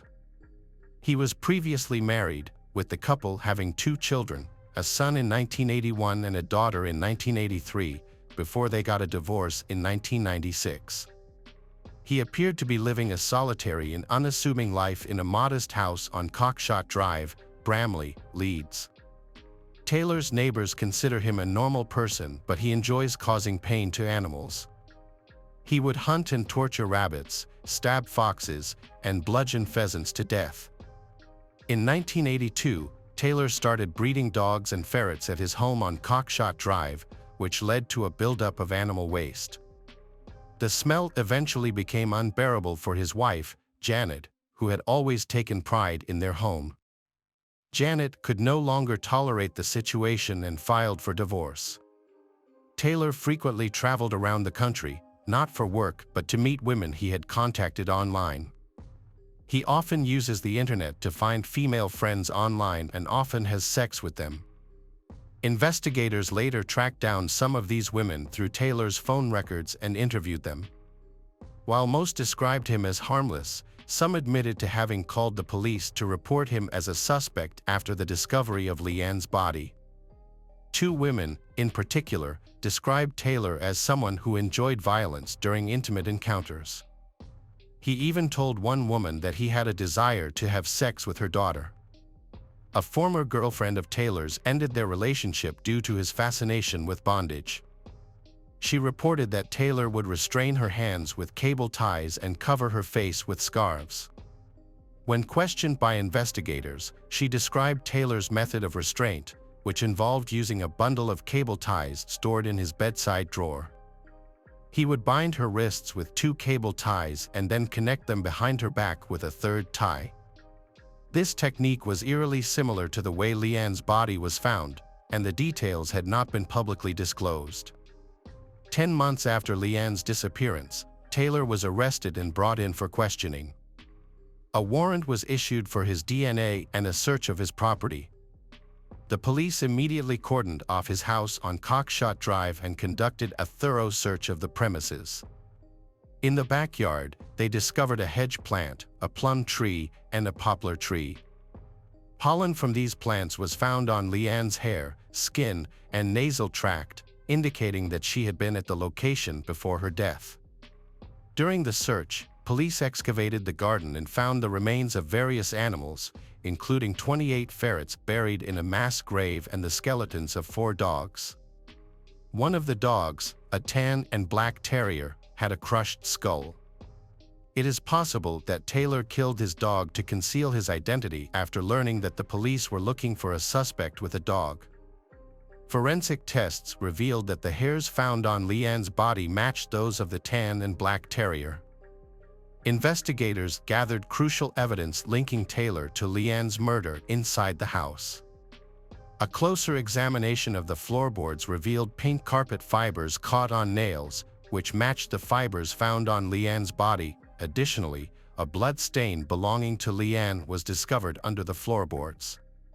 The twine used to tie the bin liners around Leanne's body was identified as part of a unique batch produced by a manufacturer in Devon, specifically designed for making rabbit-catching nets. A matching batch was found in Taylor's home. Further investigation revealed a stash of yellow zip ties in Taylor's house, which were manufactured by an Italian company exclusively for the Royal Mail. As Taylor worked for Parcel Force, a division of Royal Mail, it was easy for him to obtain these ties. A nail in John's kitchen had the same type of garbage bag wrapped around it, adding to the evidence. 3 large freezers were also found on the property, although their significance was not immediately clear. Initially, Taylor denied knowing Leanne or being involved in her murder. However, when giving evidence, Taylor admitted to kidnapping Leanne but insisted her death was an accident. He claimed that Leanne died from a fall that hit her head. According to investigators, Leanne's death did not occur as a result of a fall, as claimed by Taylor. In reality, Taylor attacked Leanne from behind while she was walking alone on the unlit path of Holly Gill. There were no eyewitnesses, but a stifled scream was reported. Investigators concluded that Taylor then strangled Leanne and bound her hands with cable ties, resulting in her death. In 2002, John Taylor, 46, was found guilty of murdering and kidnapping Leanne. He received 2 life sentences and will be eligible for parole after 20 years. After his conviction, investigators discovered that Taylor had committed previous crimes. Once his DNA was added to the police database, they matched him to 2 old assault cases. One assault occurred on October 18, 1988. A 32-year-old woman was attacked while walking to pick up her kids from school on Holly Gill. Taylor was masked and carried a knife. Another attack happened on March 1, 1989, when Taylor entered a Bramley house through force, masked and with a knife. He dragged a 21-year-old mother into her bedroom and attacked her. He also stripped, blindfolded, and gagged her, while her 18-month-old daughter cried in the next room. The investigation into Leanne's murder showed a clear calculation in the disposal of her body. After her murder, Taylor kept her body in his kitchen freezer. In the years following Leanne's case, police conducted a nationwide review of similar cold cases. In 2018, the full extent of John Taylor's heinous crimes came to light when he confessed to a series of vile acts committed against 5 women between 1977 and 1996. One of these incidents involved holding a knife to the throat of a pregnant woman and forcing her to perform a degrading act. Another incident occurred in 1977, just before Christmas, when he assaulted a barmaid. Taylor pleaded guilty to these attacks and was sentenced to life in prison without the possibility of parole. He is currently serving his sentence at Wakefield Prison, a maximum security facility notorious for housing infamous and violent offenders. Many questions remain about the extent of Taylor's crimes, including how many more murders and assaults he may have committed and how far back his crimes date. It is also unclear how he managed to evade capture for so long. Welcome back, mystery lovers. Today's case is going to keep you on the edge of your seat. The case of Heather Maples. Heather Nicole Maples was born on August 23, 1992, in Ocala, Florida. Her mother, Jennifer Hunter, had called Heather the storm baby because she had always been full of energy and courage, which had made many people jealous. In 2004, Jennifer Hunter gave birth to her second child. Heather had been very happy to welcome her younger brother Ryan into her life. However, Ryan was later diagnosed with developmental delays. Heather spent all her free time taking care of Ryan, helping him learn to talk, walk, and eat. In the following years, Heather showed her love and devotion to her younger brother. Until her graduation, she devoted all her time to Ryan. At the age of 22, Heather Maples decided to leave her hometown of Texas and start a new chapter in Tennessee, where she pursued her dream of becoming a psychologist. Heather's journey began when she received a call from her old classmate, Chaz. He had invited her to Murfreesboro, Tennessee, where he was studying. Chaz believed that this had been the perfect place for Heather, where she could get a good opportunity to prepare for college. Heather accepted the invitation and went to Murfreesboro in January 2015. There, she started a new life and her relationship with Chaz grew stronger and they became lovers. With the support of her best friend Kelsey, Heather found an office job in the area where they lived.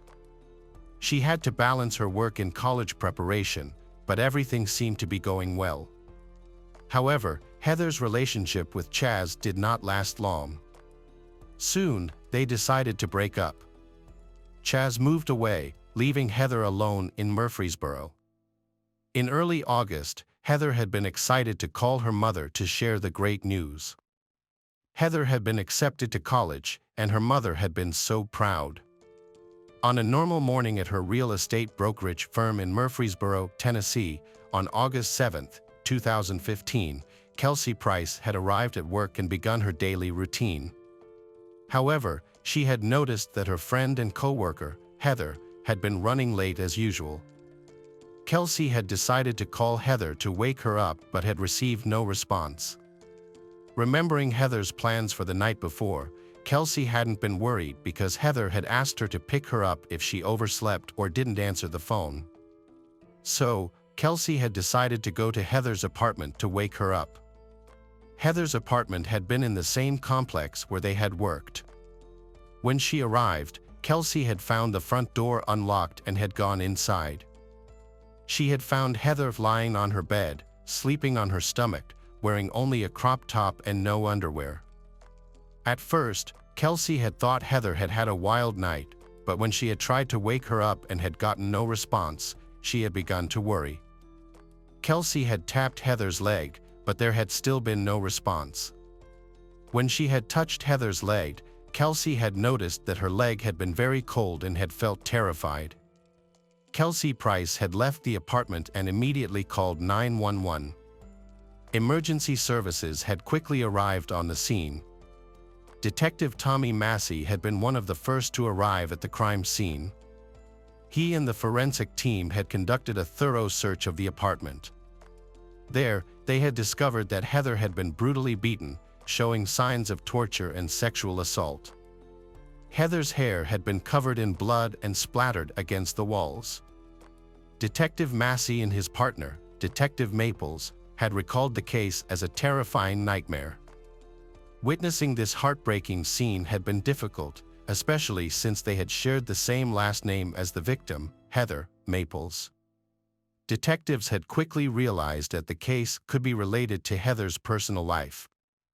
At that time, most of her friends had been suspected because they had all been close to Heather. In particular, her apartment had shown no signs of forced entry, suggesting that the attacker might have been invited in by Heather. While examining the scene, detectives had discovered several important pieces of evidence. Among them, an unidentified DNA sample and a hair that hadn't belonged to Heather had both been sent for analysis. In addition, a bloody fingerprint on the right side of Heather's bed had been a very important clue. According to Detective Massey, if someone had intentionally created a fingerprint, the trace wouldn't have been so clear. This fingerprint had also been sent for analysis in order to find the perpetrator. Heather's cell phone had been found in her apartment, but without a password, the police couldn't access the phone. At this time, Kelsey had played an important role in helping the police with the phone and also in notifying Heather's mother of her death. Detective Massey had hoped to get more information about Heather from her friend Kelsey Price. Kelsey had said that the relationship between Heather and Chaz had been quite tense because Chaz had had anger management problems and had been sometimes too aggressive with Heather. Therefore, Heather had decided to end this relationship. Having received important information, the police had decided to investigate Chaz immediately. However, an unexpected development had occurred when a young man named Michael had appeared at the crime scene. He had had the key to Heather's apartment and said he had met Heather at a bar. Michael had said that he hadn't had sex with Heather. Michael had testimony that the evening before Heather had died, she had called him and invited him to dinner. After dinner, Michael had gone home, and Heather had gone to a local bar with friends. Heather had called Michael at 11:40 to ask for help because she had been having trouble at a bar. A man named Ottavio had been bothering her and making her uncomfortable. Michael had agreed to go to the bar to help and then had driven Heather home. When they had arrived at the house, Heather had called Michael and asked him to buy some things, including biscuits, gravy, eggs, and sausage. After buying those things, Michael had driven Heather home and seen her go up the stairs. That had been the last time he had seen Heather, at approximately 2:30 a.m. on August 7th. During questioning, Michael had explained that he had had Heather's key and often unlocked the front door for her. He had also said that Heather's front door had often been left unlocked because she hadn't had a pocket for her keys. Investigators had taken Michael's fingerprints and DNA, but the results of the analysis had shown that they hadn't matched the fingerprints and DNA found at the crime scene. After Michael had been cleared as a suspect, investigators had turned their attention to the man who had been with Heather that night, Ottavio. Kelsey's help in unlocking Heather's cell phone had raised the police's suspicions of Ottavio. Detectives had discovered that Heather had texted Ottavio, a friend of hers, inviting him to her apartment just hours before she was found dead. When asked about Ottavio, a friend of Heather's had said, "I didn't know much about him. He seemed like a really nice guy. He was funny." When asked why Heather had sent this friend a photo of herself and Ottavio, the friend had been unclear. However, when questioned further, the friend had explained that Ottavio had been more aggressive than usual at the bar, and Heather had been taken by surprise. She had not been prepared for this. Detectives had decided to speak to Ottavio to get his side of the story. Ottavio had said he had been hanging out with Heather. Ottavio and Heather had had some tequila and then had gone to the gym for a while. When asked about the photo of Ottavio and Heather, Ottavio had said it had been taken before they left for the gym. The photo had been taken by Heather and posted on Snapchat. The detectives had immediately realized that Ottavio had known nothing about Heather's death. But what if he had been involved in the case? Meanwhile, the interrogation had continued. The police had said that Heather had texted him and asked him to come to her house. However, Ottavio had denied it. When asked about Heather's late-night text, Ottavio had said that she had texted him around 2:30 but that he had fallen asleep and only saw the text the next morning. The detectives had escalated their questioning of Ottavio with a harsh interrogation method. They had told him that people had seen him at Heather's apartment, that there had been surveillance footage of him, and that there had been pictures of him with Heather. They had said that Ottavio had gone to Heather's apartment after she had texted him to come back, and then something had happened. They had also told him that there had been strange DNA all over Heather and that it would be compared to his DNA. Ottavio had been shocked by what he had heard. He had seemed genuinely clueless about what had happened to Heather. After questioning, he had agreed to a DNA test, believing that it would clear his name. The results had proved him right, as the DNA found at the crime scene did not match his, so the police had eliminated Ottavio as a suspect. Detectives had continued to investigate, reviewing surveillance footage and carefully examining every detail provided by witnesses, but had still had no leads on the case. On the 9th day of the investigation, Detective Massey had been about to leave the office late at night when he had received an important call from a forensic lab director. The call had brought the answer Massey had been waiting for regarding the bloody fingerprints found on Heather's bed. The prints had been matched to a young man named Brandon Bowling, who had a fingerprint record from a previous job at a company. While questioning Brandon, Detective Massey had asked Brandon how he had known Heather. Brandon had replied that they had met at the gym.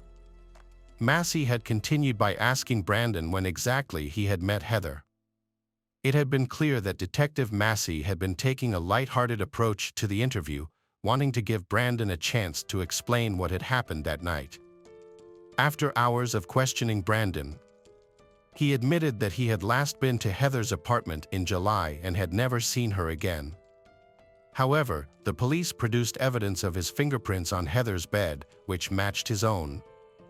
Since the fingerprints collected from Heather's house were fresh, the detectives believed that Brandon was lying. Apparently, Brandon had some secrets and was hiding them, which raised suspicions about him. Brandon seemed to realize that all the evidence was against him and that he could be arrested, but he continued to deny any involvement in Heather's death. After questioning, the investigators asked Brandon to provide a DNA sample, claiming that if he was innocent, the test results would prove it. Brandon agreed and hoped to be released from police custody, but that did not happen. Investigators asked the court for permission to access Brandon's phone to track his movements, calls, and texts on the night of the murder. When the court granted permission, they discovered a video on Brandon's phone that shocked even the most experienced detectives. In the video, Heather's room was recorded, capturing everything from intimate behavior to beatings. Heather was still alive at the time of the recording. As a result, Brandon Richmond Bowling was arrested. In February 2018, Brandon pleaded guilty to assaulting Heather Maples. Consequently, he was sentenced to 40 years in prison without the possibility of parole. During the trial, Heather's mother, Jennifer, made a strong impression with her emotional speech. She announced that she forgave Brandon Bowling for the crimes he had committed against her family. After the trial ended, Jennifer met Brandon Bowling's mother in the hallway. There, she expressed her sympathy and shared the woman's pain with a warm hug. She said that they both lost a loved one that day. Unfortunately, however, Brandon Bowling never revealed the real reason behind his actions, leaving many questions and thoughts about his motives. Hello friends, welcome to our channel. Today we're going to take a look at another horrible case with you, the case of Jackie Vandergriff. Jacqueline Jackie Vandergriff was born on March 4, 1992, in Carrollton, Texas. As the youngest of two daughters, she grew up in the colony, Frisco, Texas, surrounded by a loving family. From a young age, Jackie exhibited a natural talent for gymnastics. Before she could walk, she was already somersaulting, and her parents recognized her potential at just 3 years old. They enrolled her in gymnastics courses, and over the following years, she refined her skills and enthusiastically participated in various competitions. She eventually reached level 5 in the Texas State Gymnastics Association. Those who knew Jackie characterized her as a warm and compassionate person with a heart of gold. She genuinely cared about the well-being of others and was a loyal friend who inspired her loved ones to be the best versions of themselves. The comfort and joy she brought to those around her were palpable. Her kindness extended beyond human relationships, as she had a deep love for animals, was a lifelong vegetarian, and believed in supporting pet adoption from no-kill shelters. Jackie's passion for reading was unmatched, with the Harry Potter series ranking high on her list of favorites. Immersing herself in the magical world of Hogwarts was a regular escape for her. Besides reading, Jackie had a deep affection for music, boasting an eclectic taste that spanned from Pink to James Taylor and Rob Thomas. Her love for musicals was particularly strong, with Rent being a favorite she would attend every local performance of. After graduating from Wakeland High School in Frisco, Jackie went on to pursue a career in cosmetology at the Paul Mitchell School. She successfully completed her training and earned her license as an esthetician. Not one to rest on her laurels, Jackie opted to further her education at Texas Woman's University, where she majored in nutrition and food science. She firmly believed that good nutrition was essential and advocated for everyone's access to proper nourishment. Her ultimate vision was to educate others about the significance of healthy eating, empowering them to make informed choices. Jackie Vandergriff seemed destined for greatness, a college junior on track to achieve her dreams and make a positive impact on the world. However, a chance encounter with an evil person in the summer of 2016 would devastate her life forever. On Wednesday, September 14, 2016, shortly after dawn, a Grapevine Police Department officer in Grapevine, Texas, received a distressing call. The caller reported finding a body near Grapevine Lake. When the officer arrived at the scene, they found a scorched area with a plastic blue kiddie pool containing a badly burned body. The body was charred beyond recognition, making it impossible to determine its identity, age, or gender. The badly burned remains of a body were taken to the medical examiner's office, where fingerprint identification later confirmed that they belonged to 24-year-old Jackie Vandergriff. As detectives investigated Jackie's final hours, they discovered that she was last seen in Denton, near the college, where she had visited 2 bars. Fry Street Public House, and Shots and Crafts. The autopsy conducted by the medical examiner revealed the shocking extent of Jackie's injuries. She had been killed, dismembered, decapitated, and set on fire. Most disturbingly, her killer had removed her heart. As news of Jackie's brutal murder spread throughout Denton, detectives began receiving tips from people claiming to have seen a suspicious man near the crime scene, where a fire had been set. The detectives eventually obtained CCTV footage from the 2 bars Jackie had visited around the time of her death. At 7 p.m., a man entered the Fry Street Public House, where he sat at the bar and had a drink. An hour later, Jackie arrived and struck up a conversation with the bartender and the man. Security footage captured their interaction, providing valuable clues about their possible connection. After spending about 45 minutes at the Fry Street Public House, Jackie posted a tweet at around 8:45 p.m. saying she was glad she decided to get off Tinder and walk to a bar. Shortly after, Jackie and the man left the bar together and headed to Shots and Crafts, where they joined a group of women around 9:45 p.m. The pair left Shots and Crafts together. The detectives used CCTV footage to track Jackie and the man she was with, following their journey to the convenience store where the man had parked his car. Jackie was seen getting into the car, and at that point, everything seemed fine. However, this was the last time Jackie was seen alive before her murder. The detectives interviewed the bartender at the Fry Street Public House, where Jackie had gone to apply for a job. The bartender remembered Jackie having a friendly conversation with him and a male customer, but he had no information about what happened to Jackie and the man after they left. The detectives also reviewed security footage from Shots and Crafts, where Jackie was seen with the man and a group of women. One of the women remembered receiving a business card from the man, who was a personal trainer. She had exchanged contact information with him because she was interested in fitness. Although this detail seemed insignificant at first, it would later prove to be a crucial discovery in the investigation. To their amazement, the woman still had the card in her hand and was more than willing to share the information with the investigators. On the card, they found the name Charles Bryant. By that time, the detectives had already obtained footage from Walmart, taken at 4 a.m., which clearly showed Charles buying a shovel. The detectives then conducted a thorough investigation to uncover the true identity of Charles Bryant, who was the last person seen with Jackie before her murder. Their discoveries proved to be deeply unsettling. Charles Bryant, a 29-year-old man, lived about 20 miles away from Denton, but for some reason, the city held a strong attraction for him. What was drawing him to Denton was a desperate attempt to rekindle his relationship with his ex-girlfriend, Caitlin, who was a resident of Grapevine and a student at the University of North Texas. In May 2016, Caitlin graduated from high school and met Charles Bryant at the restaurant where she worked in Grapevine, Texas. Charles, a personal trainer and bartender in his late 20s, stood out from the boys Caitlin knew from school. His tattoos showcased his muscular build, and Caitlin found his unique skills and mysterious nature intriguing.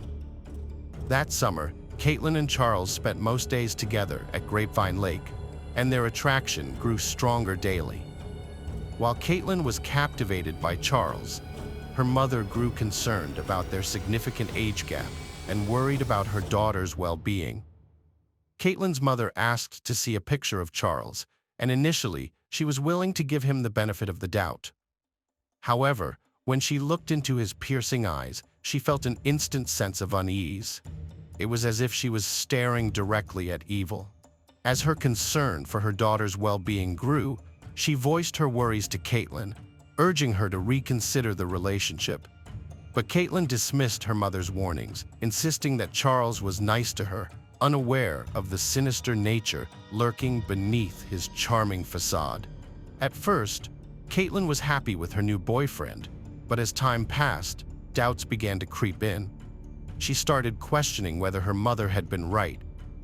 Charles seemed overly self-absorbed and manipulative, and Caitlin couldn't shake the feeling that he had an inflated sense of self-importance.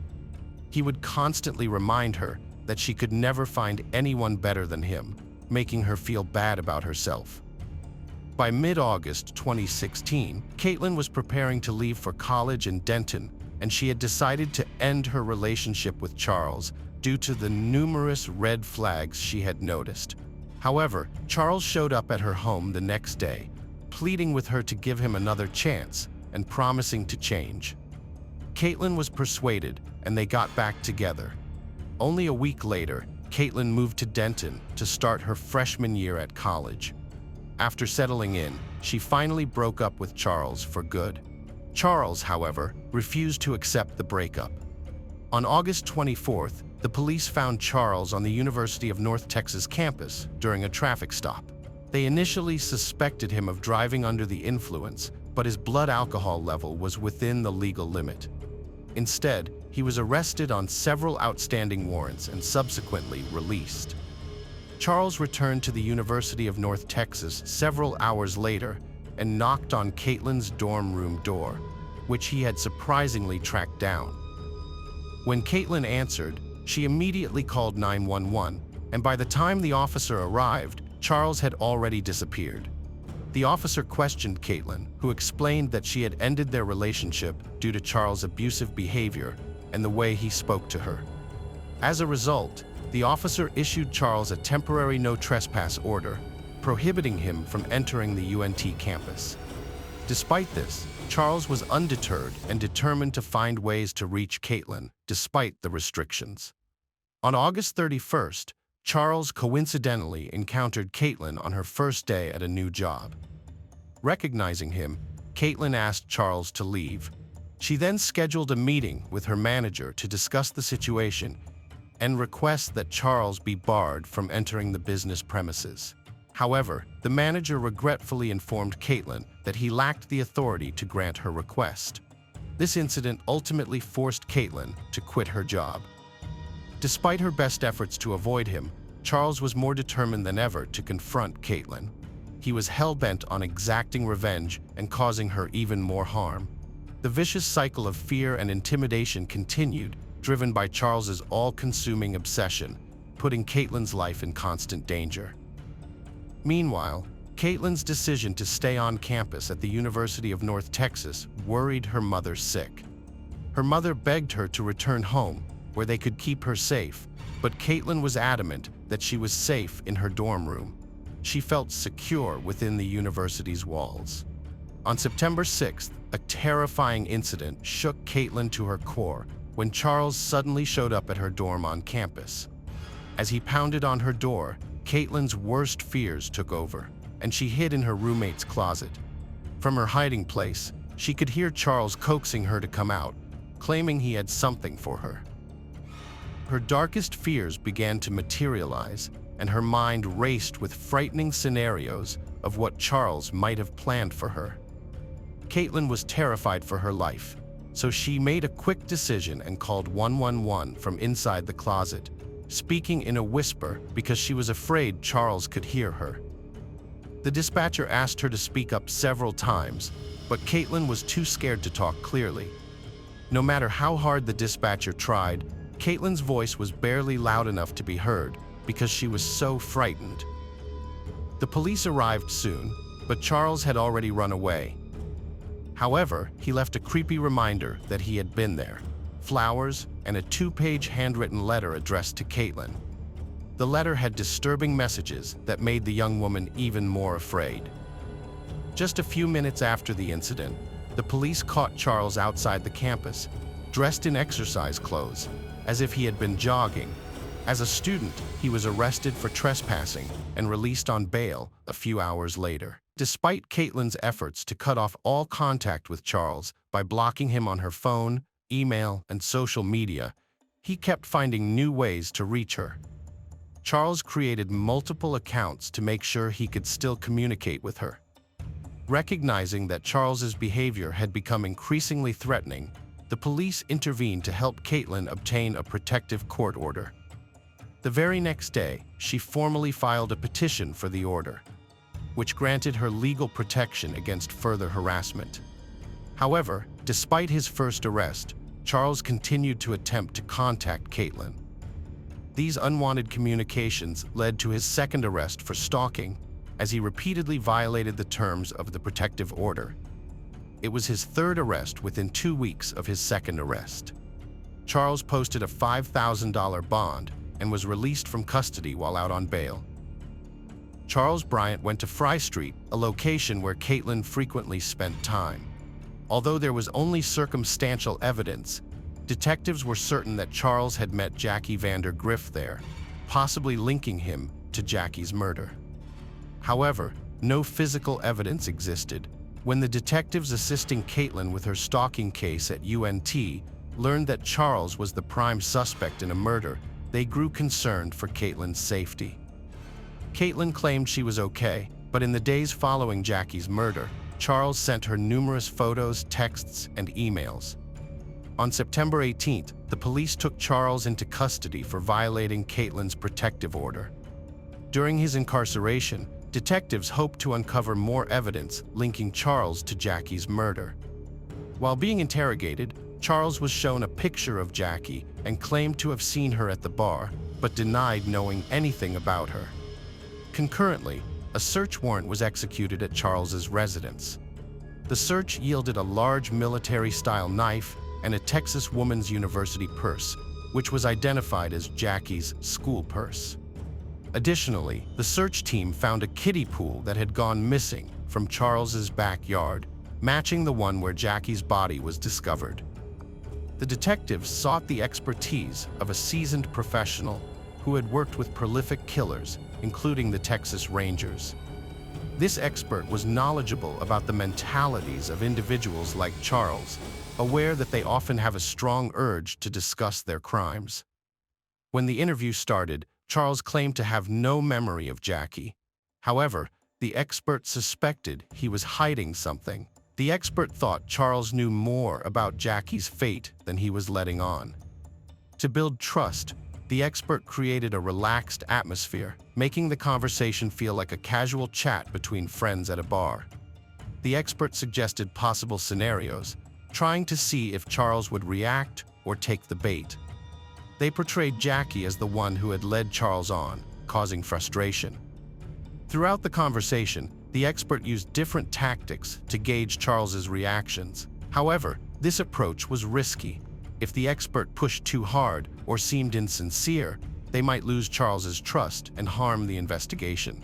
So, the expert had to find a balance, staying friendly while trying to get Charles to reveal the truth. During an interview, an expert closely watched Charles's responses and body language to gain insight into his character. The expert pretended to help Charles recall the events surrounding Jackie's admission, but in reality was conducting a brief memory test. To the expert's surprise, Charles' story changed slightly during the test. At first, Charles claimed he knew nothing about Jackie's admission, but later revealed that he had spoken to her at the Fry Street public house when she applied for a job. As the conversation continued, the expert decided to take a different approach. They ordered pizza, hoping the food would help Charles relax, and the detectives could uncover the motive behind Jackie's murder. The detectives suspected that Charles' uncontrollable rage towards his ex-girlfriend, Caitlin, was the catalyst behind Jackie's death. The interrogation lasted around 3 hours, during which Charles admitted to unintentionally killing Jackie during what he called kinky sex. He claimed the incident occurred in his car, and Jackie had asked him to choke her with an oversized zip tie he had. However, Charles maintained that the death was an accident. When Charles Bryant was accused of murdering Jackie vandergriff, his ex-girlfriend Caitlin went on social media to look at Jackie's Facebook page, only to discover they were already friends. It suddenly came to Caitlin's mind that she had received a friend request from Jackie's Facebook page on the very day Jackie's body was found. Before Caitlin was even aware of the case, she was convinced that her ex-boyfriend, Charlie, who was the suspect in Jackie's murder, must have used Jackie's phone to send her the friend request. Additionally, The police also believe that a tweet sent from Jackie's account after her death, which read, "Never knew I could feel like this," was actually sent by Charles after he murdered her. Christy was shocked when she learned that Charles, a man she had met on a dating app a year earlier, was facing a murder charge. To her, Charles was a quiet and reserved person. But during their brief time together, she noticed some disturbing signs that raised her concerns. Christy said that Charles quickly became clingy and attached to her, which eventually led her to end their relationship. But Charles persisted in pursuing her, going so far as to profess his desperate love for her. This declaration caught Christy off guard, especially since they had never even shared a kiss. Christy's experience working with abused children gave her a unique insight that helped her identify certain patterns in Charles's behavior. This led her to suspect that he might have been a victim of childhood abuse, a pattern she had seen in some of the young clients she worked with. One day, Christy found the courage to ask Charles directly if he had been abused as a child. To her surprise, Charles confessed that he had indeed suffered trauma in his childhood. Although the police couldn't verify Charles's claims, Christy believed him. She maintained contact with him, albeit from a distance, because she felt sympathy for him and didn't think he was capable of murder. The autopsy of Jackie's body failed to provide clear answers about her cause of death and where she was killed before being dismembered and set on fire. The lack of insight from the autopsy results raised concerns for the prosecution, leaving key questions unanswered about the circumstances surrounding Jackie's death. Charles admitted to disposing of Jackie's body, claiming she had died accidentally during rough intercourse. Despite this, he pleaded not guilty to her murder. Caitlin, Charles's ex-girlfriend, was called to testify by the prosecution to share her experiences with his stalking behavior and violent tendencies. The goal was to establish a connection between his anger towards Caitlin and the eventual murder of Jackie, who bore a striking resemblance to Caitlin. When Caitlin took the stand, she was visibly uncomfortable and reluctantly identified Charles, commenting that he had a smirk. Overcome with emotion, she left the courtroom in tears. The judge ultimately ruled that Caitlin would not be allowed to share details of her relationship with Charles or their breakup with the jury. In April 2018, a year and a half after Jackie's tragic death, Charles Bryant went on trial for her murder. However, Jackie's best friend was too traumatized to attend the trial, finding it unbearable to face Charles in person. The thought of confronting him was a painful reminder of the devastation he had caused to their lives. Hello friends, welcome to our channel. Today we're going to take a look at another horrible case with you. The case of Christa Baker Alexander. Christa Ann Baker Alexander was born on November 27, 1983, in Laurel, Jones County, Mississippi, to Pastor Winfred Baker and Patty Ann Baker. As the youngest child in her family, Christa was raised in a strong Christian household. In 1991, her family moved to Abota Springs, Louisiana, where they built their own church, and Christa became actively involved in its operations, starting her ministry at a young age. Christa accompanied Christian missionary organizations on numerous trips around the world, focusing on serving children and expressing her desire to start a family of her own one day. Meanwhile, she was homeschooled and pursued a degree in Christian education through online courses at North Tennessee Bible Institute.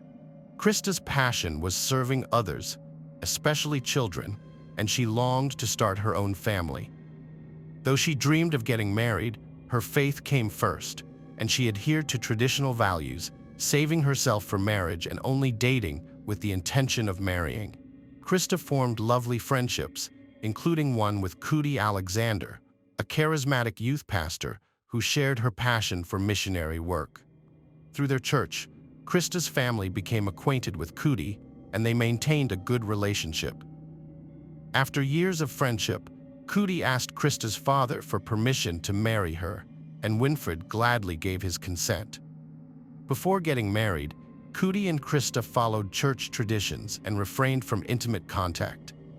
Christa confided in her parents that she wanted to share her first kiss with Cootie at the altar. While Christa helped her parents at church, Cootie was pursuing a career as a paramedic. After a year, they decided to get married. On March 1st, 2008, they exchanged vows in front of their church community and family members. Christa was overjoyed, and it was a long-awaited day for her. Tragically, just 4 months after the wedding, Christa was found dead on June 29, 2008, at around 6 a.m. Cootie, who had just finished a night shift, returned home to find Christa's lifeless body lying face down on the floor. By the time he found her, she had already passed away. He immediately contacted the police. Christa's body was positioned to the left of the front door, with no visible signs of struggle or trauma. A single bullet wound was found in the back of her head, which experts determined was fired at extremely close range due to burn marks on her skin, suggesting the gun was almost touching her head at the time of the shot. A 9mm shell casing was discovered on the floor beside the body. The investigation hinted at a possible robbery gone wrong, where the perpetrator may have broken into the house believing it was empty, only to encounter Christa and decide to silence her as a witness. Upon examining the premises, signs of a thorough search were evident. A jewelry box had been opened on the bed, the gun cabinet had been broken into, and Christa's purse was found on the kitchen table, with its contents scattered as if the perpetrator was searching for something specific. Many drawers and cabinets were found open, indicating that the perpetrator was seeking something of value. When the police finished searching the house, they needed to speak with everyone who had access to it. The first person they interviewed was Christa's husband, Cootie Alexander. He was visibly distressed and tearful, so the investigators had to wait for him to compose himself before answering their questions. According to Cootie, everything seemed normal the previous night before he left for work. As an EMT with Cadence Ambulance, he worked overnight shifts. During his break, he attempted to contact Christa several times, but she didn't answer her phone. He also sent her multiple text messages, which she failed to respond to. Assuming she was exhausted, Cootie thought she had simply fallen asleep.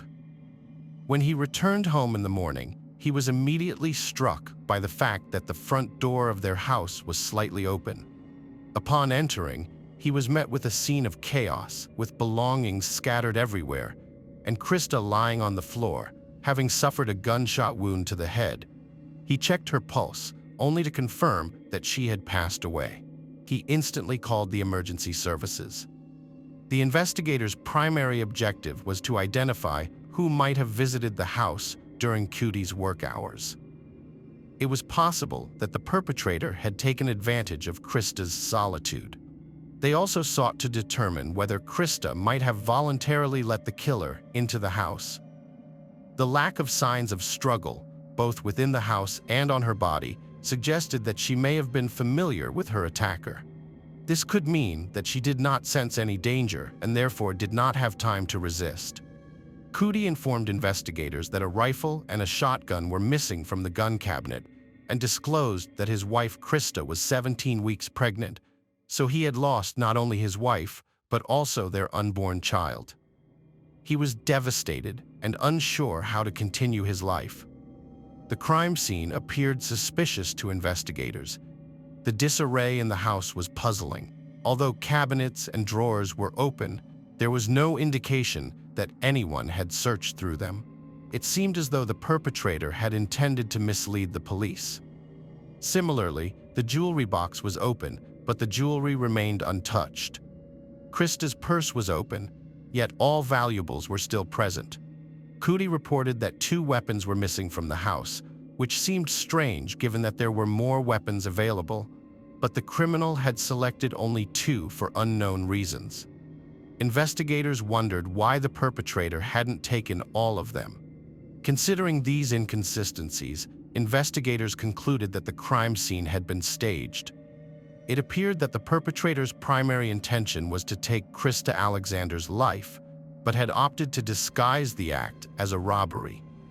The police interviewed the neighbors of the Alexander couple to find potential witnesses, which led to an unexpected discovery. Mavis Rabel, their 69-year-old next-door neighbor and landlord, described the couple as quiet newlyweds who got married in March and were active in the Fundamental Baptist Church.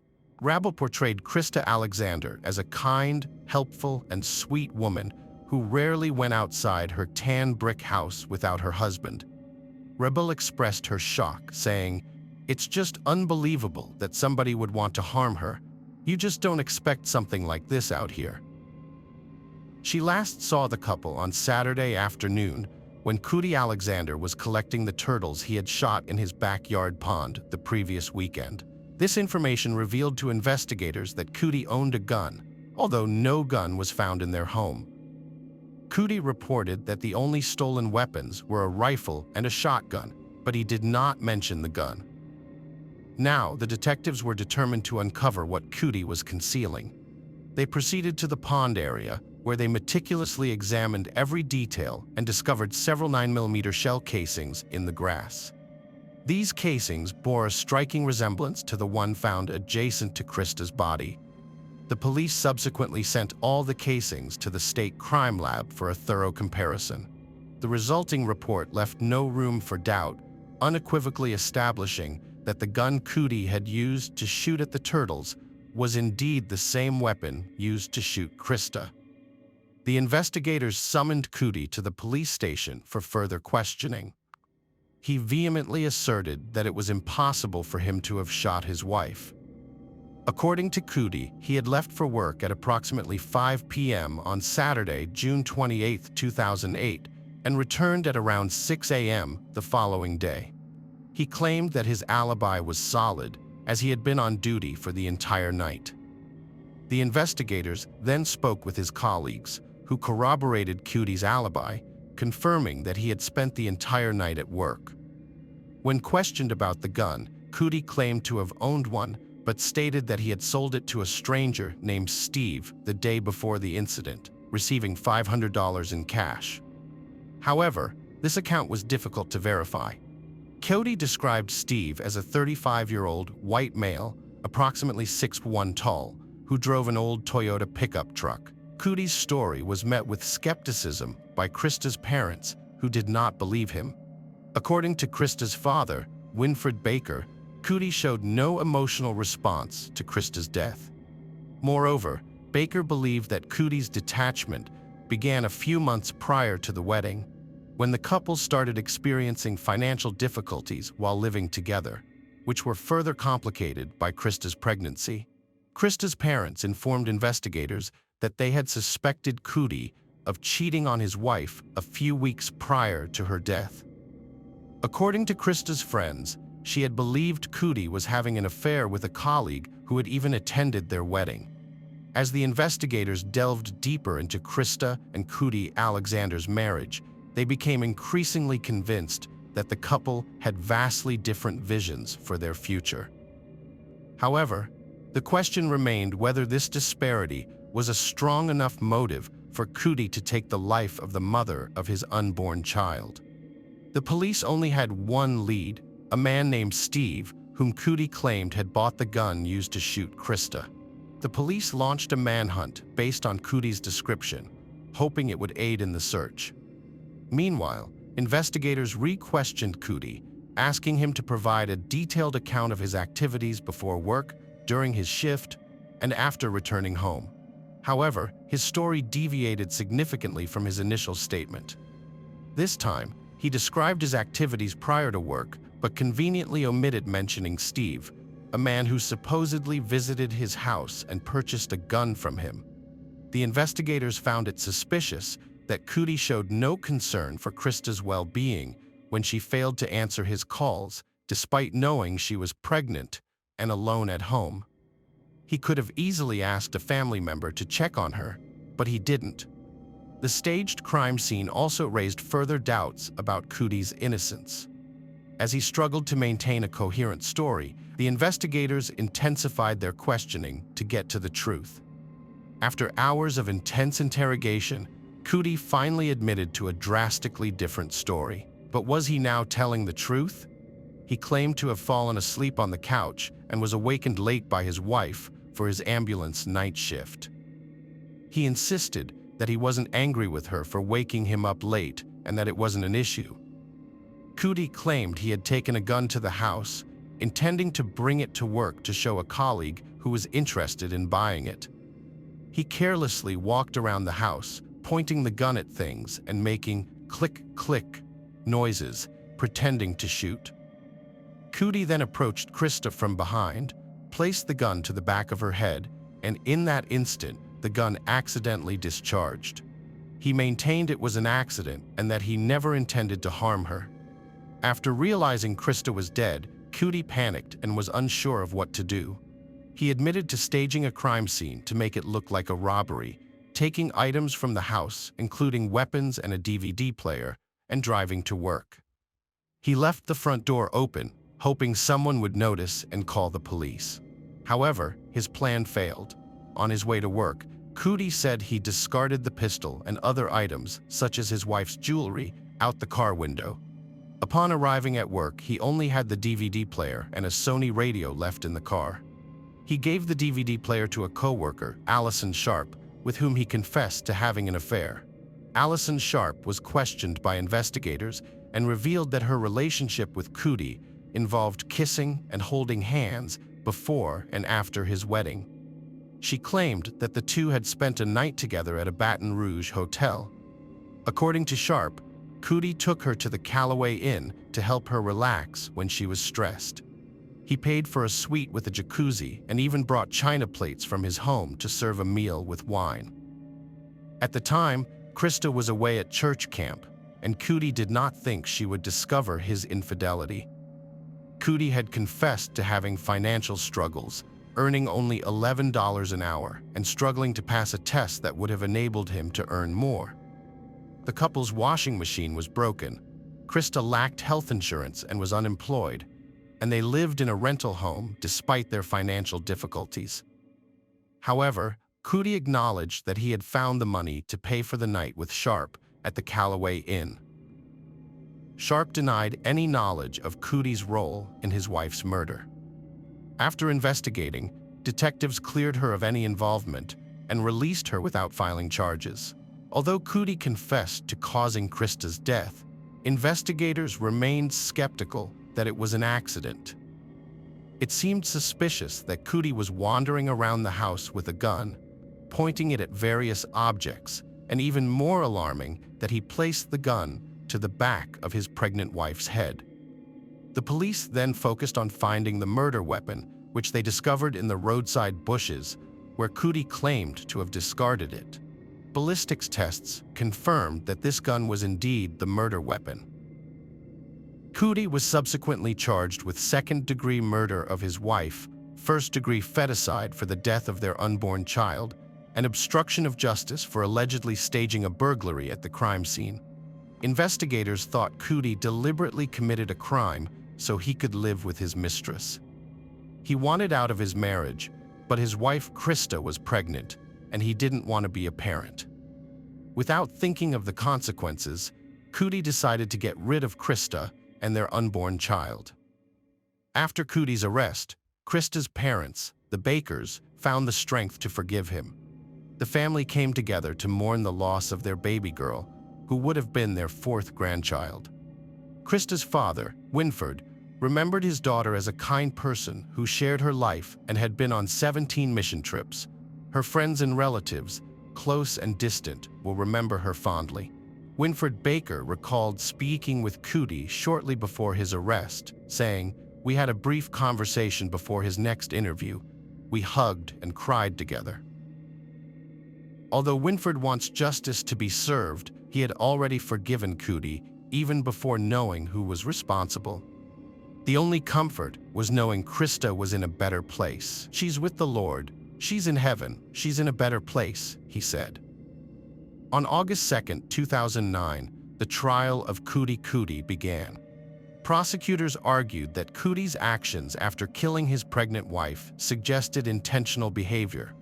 They asked, if it was an accident, why didn't he call 911 immediately?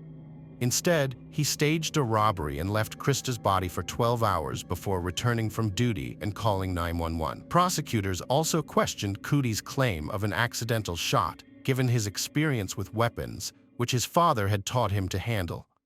Defense attorney Louis Angelby stated that his client was grief-stricken over his wife's death, acknowledging that he made serious mistakes in his subsequent actions.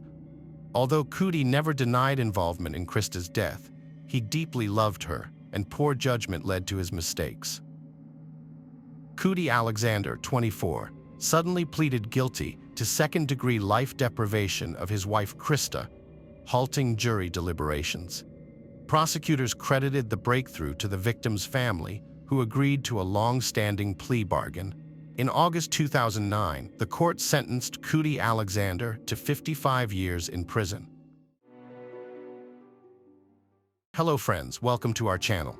Today we're going to take a look at another horrible case with you, the case of Susan Wright. The case of Susan Wright in the early 2000s shocked everyone with its cruelty, but the perpetrator received deserved punishment. Years later, this story wasn't clear-cut, and a bloody conclusion was preceded by patience, resignation, and silence. This seemingly ideal family hid dark secrets behind closed doors. Let's understand the case of the blue-eyed butcher to comprehend what pushed a fragile young mother to a monstrous act.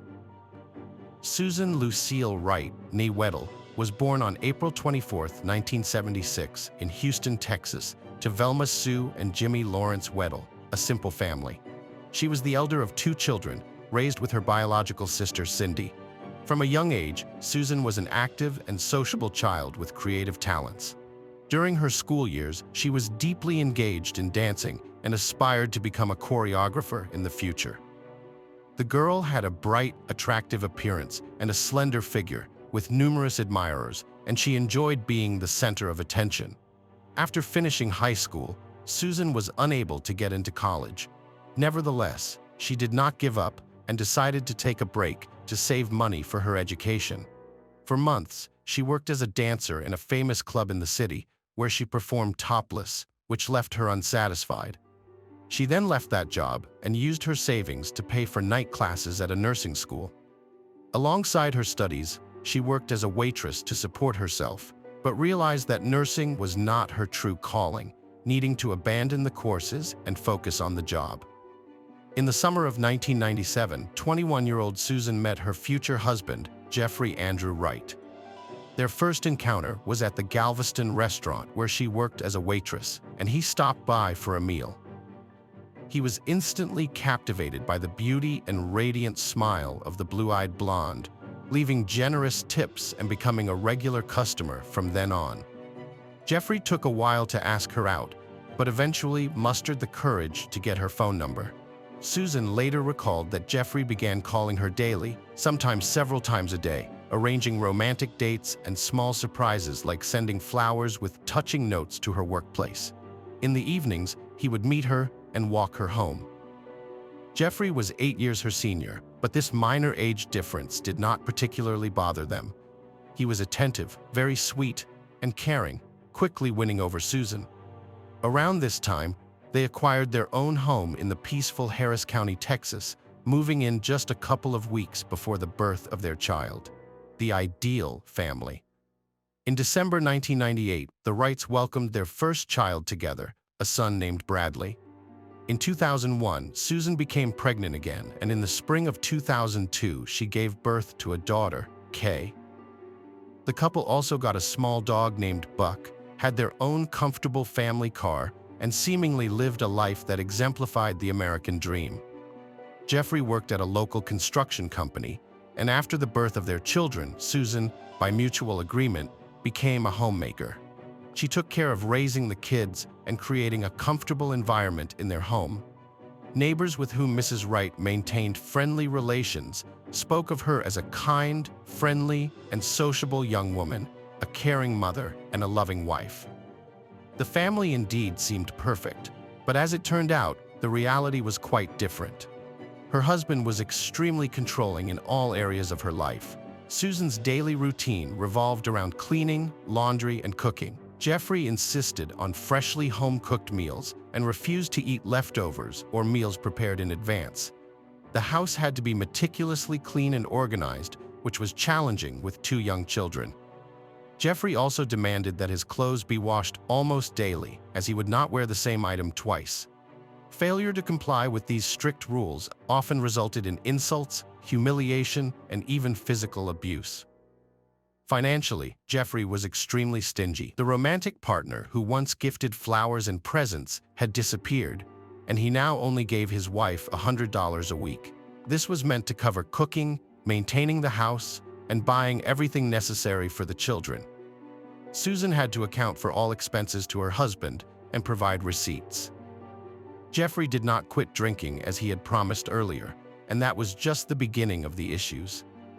He began using drugs again, categorically denying his addiction and referring to his drug use as light doping to cope with work stress and stay in good shape.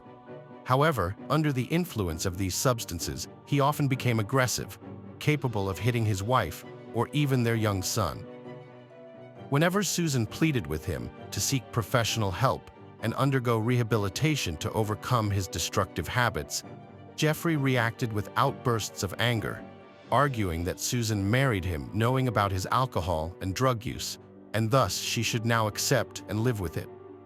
Remarkably, Jeffrey's parents were also aware of their son's weaknesses, but they sympathized with their daughter-in-law, feeling helpless to assist her. The last straw, according to the woman, was that her husband began displaying aggression towards her almost immediately after they started living together. This manifested in physical, emotional, and intimate abuse.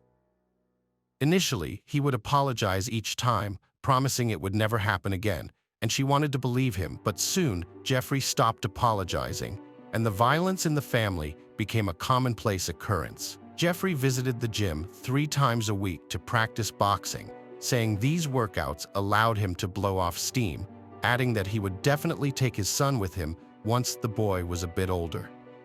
On Monday, January 13, 2003, Wright went to the gym after work, as he usually did. When he returned home, he seemed excited and nervous. While his wife was preparing dinner, he decided to tell his son about boxing and demonstrate a few techniques. At one point, he misjudged his strength and accidentally hit the 5-year-old boy. The child burst into tears, and the father tried to calm him, hoping his wife wouldn't hear. Susan, indeed, pretended not to notice, but this incident was the final straw for her. After dinner, she went to put the children to bed while her husband remained in the bedroom, where he consumed more controlled substances. Susan claimed that when she entered the room, her husband attacked her, sexually assaulted her, and tried to kill her with a knife, but she was able to disarm him, and the ensuing confrontation was in self-defense. However, her story changed several times, and the investigation's theory presented at the trial seemed more credible, becoming the official account. Seduced, restrained, and violently ended a life, Susan decided to use her dancing skills to seduce her husband and lower his defenses. She entered the room wearing a short silk robe over her bare body, performing a tantalizing show for her husband. Then, she proposed a role-playing game involving tying him up, to which he readily agreed. She used 3 of Jeff's neckties to bind his hands and right leg to the bed, and his left leg was secured with the silk belt from her robe. Once he was immobilized, Susan improvised a gag using her own underwear, adding to the guise of an intimate game. To set the mood, she lit candles and turned off the lights. Jeffrey was bound hand and foot, securely fastened to the bed with a gag in his mouth, surrounded by dim lighting. Initially, Mrs. Wright took one of the candles and poured hot wax on the man's chest. Although painful, it still resembled a part of their game. Then the same fate befell his intimate area, and soon the pain became unbearable. Jeffrey did not immediately realize what was happening. He tried to free himself, tried to scream, but to no avail. Meanwhile, his wife repeatedly struck him with a small, sharp knife she had brought from the kitchen. She started with the groin area, moving up and down, slashing his genitals, legs, abdomen, chest, arms, neck, and face. At first, Susan acted slowly, voicing her grievances with each strike, recounting the insults, humiliations, and abuse she had endured. Then she began to cry and struck faster and faster. Forensic experts would later count 193 shallow knife wounds on the Jeffrey. The majority of these wounds were not fatal, and Jeffrey was conscious for most of the ordeal. Her actions indicated she was in a state of despair and intense emotional turmoil. With her lawyers insisting on a state of effect, she couldn't stop even when her husband showed no signs of life, and she hadn't yet considered what she would do next or how she would handle the body.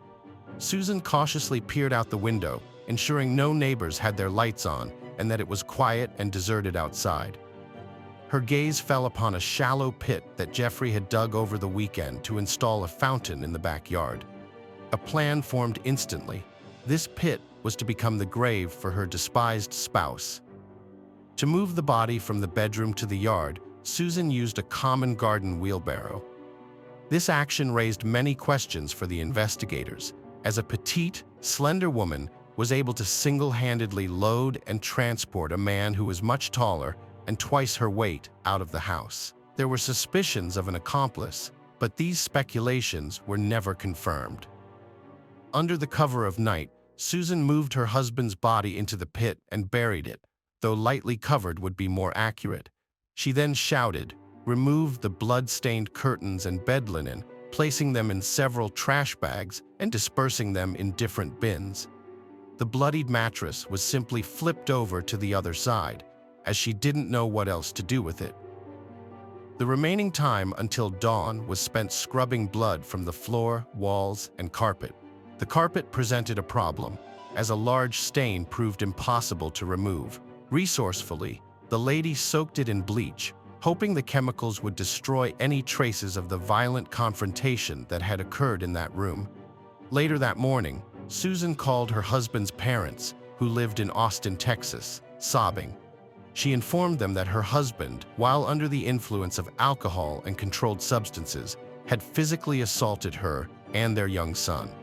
He then caused significant damage in the house, spilling a bottle of bleach on the carpet before declaring that he was fed up and leaving her. Jeffy's parents were shocked. They were aware that their son was not perfect, and they genuinely felt sorry for their daughter-in-law. But upon hearing that he had hit the child, they immediately offered for Susan and the children to come and stay with them for a while.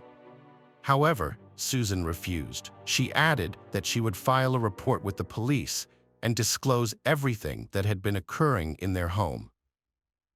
2 days later, Susan went to the police station as her husband's sudden disappearance was raising more and more questions, and something had to be done. She reported that she and her children were victims of domestic violence at the hands of her husband and needed protection. Susan managed to obtain a restraining order against her husband from approaching her and the children, although she already knew very well that her significant other would never be able to come near them again. Susan showed bruises and cuts on her arms, which she claimed were inflicted by her husband with keys when she tried to fend him off. There was also a small bruise on Bradley's face, and the boy confirmed that his dad had hit him. At first glance, the story told by the tearful woman sounded quite plausible and logical. Her husband, under the influence of a mix of alcohol and controlled substances, had attacked his wife and young son, and then, realizing what he had done, got scared and fled. However, as time passed, Jeffrey made no contact, which became very suspicious. It appeared he had run away without his belongings, documents, and even his mobile phone was left at home. The man hadn't shown up for work or at his parents', and none of his friends or neighbors had seen him. It was as if he had vanished into the air. Such behavior is typical of criminals who decide to go into hiding, but in this case, the individual had not ended a life or inflicted serious injuries to justify such a drastic action. The disturbing truth was that Susan found it unbearable to remain in the house where she had confronted her husband and where his body was buried in the yard. She began to feel as if he were still alive and about to rise from his grave for revenge, and their dog, Buck, kept barking and attempting to dig up the burial site. On January 17th, Susan went to her mother's house. Her mother was aware of what had happened, but upon seeing her daughter, she realized the full extent of the truth. Velma simply asked, "You killed your husband, didn't you?" Her daughter burst into tears and nodded. She confessed what had happened and revealed where she had hidden the body, repeatedly saying she didn't know what to do next. On her mother's advice, the next day, Susan contacted a lawyer named Neil Davis, to whom she confessed to ending her husband's life and trying to conceal her crime. The experienced defense attorney learned all the details, considered the possible scenarios, and on January 19th, called the office of the Harris County District Attorney. Davis reported that Susan had ended her husband's life and buried his body in the backyard, as she herself had confessed, and was ready to give a statement at the police station. On January 24, 2003, Susan voluntarily went to the police, stating that she would make a full confession. Her story was disjointed, and she got confused in the details, sometimes contradicting herself. She spoke of her late husband as if he were still alive, claimed she was afraid of him, and asked for protection. Consequently, she was subjected to a psychiatric evaluation, which revealed a nervous breakdown and depression, but overall, Wright was capable of understanding her actions. When the body of the deceased husband was exhumed from the makeshift grave in the backyard, investigators were shocked, having never encountered such brutality before. Experts counted 193 knife wounds on the victim's body, with 8 in the groin area, around 30 on the legs, 23 on the shoulders and arms, 22 in the abdominal region, 46 on the chest, 23 on the neck, and 41 on the face. Only one head wound could have been the cause of death, while all other cuts were superficial and individually did not pose a direct threat to life, suggesting that the man endured a prolonged and agonizing death while conscious, as his wife repeatedly struck him with a small knife. Deep marks were found on Jeffy's wrists and ankles from the ties and belt used by his wife to bind him. The nature of these injuries indicated that the victim had tried to free himself, but was unsuccessful. Notably, the ties and belt remained on the body. Traces of candle wax were also found on the deceased's chest and groin area, and Susan claimed it was accidental, as her husband had knocked over a lit candle onto himself, but the prosecution believed that the hot wax was more likely a form of torture inflicted on the bound victim, meant to cause suffering. In the mouth of the deceased, his wife's underwear was still present, acting as a gag that prevented him from screaming or calling for help. Toxicological reports revealed traces of alcohol and several controlled substances in Wright's body. Under the influence of such a cocktail, he could have indeed behaved aggressively and irrationally. The bedroom where the confrontation took place seemed normal at first glance, except for a large bleach stain on the carpet that Susan had spent a lot of time cleaning. However, once chemical agents and specialized equipment were used to reveal traces of erased blood, the scene presented itself in a completely different way. Blood was found everywhere, even on the ceiling, and the mattress was completely soaked in it. The trial of the accused began at the end of February 2004. By that time, Susan had been in custody for a year, and her children were being cared for by her parents and sister Cindy.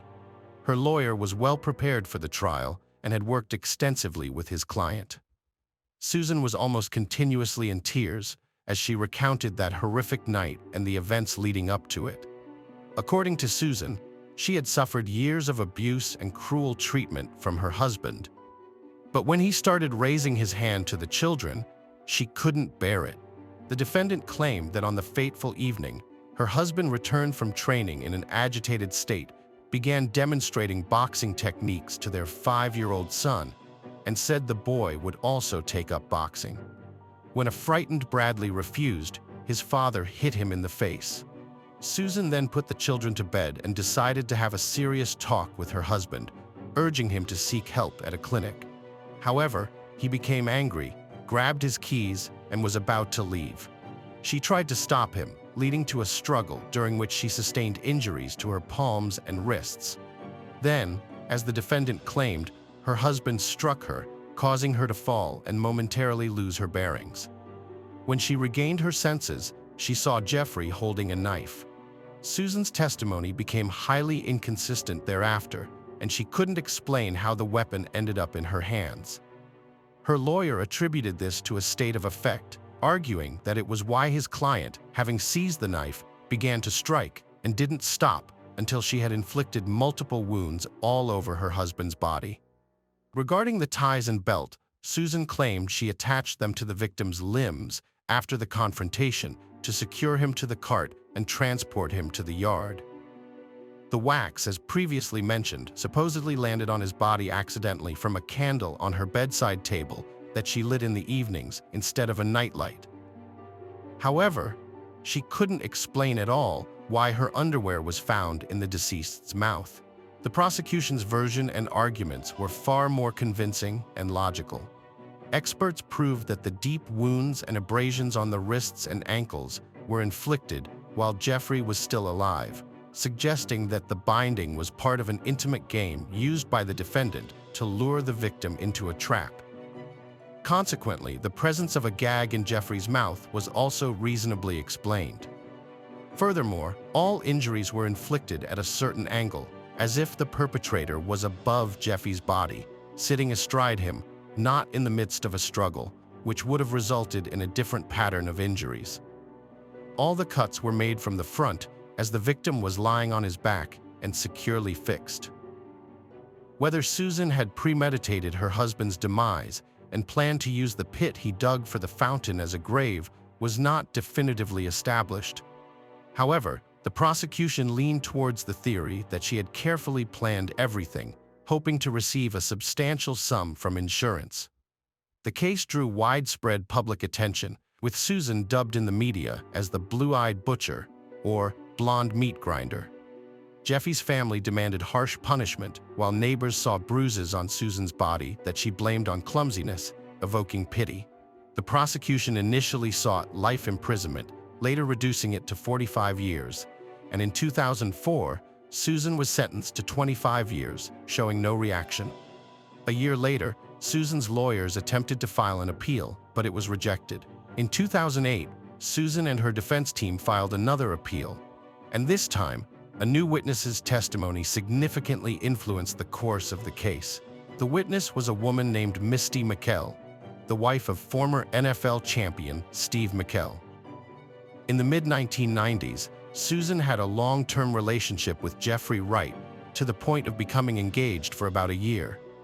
She spoke about experiencing physical abuse, humiliation, and cruel treatment from Wright, which led her to end the engagement and permanently cut ties with him. Given these new circumstances and the witness testimony, Susan's prison sentence was reduced to 20 years in 2014.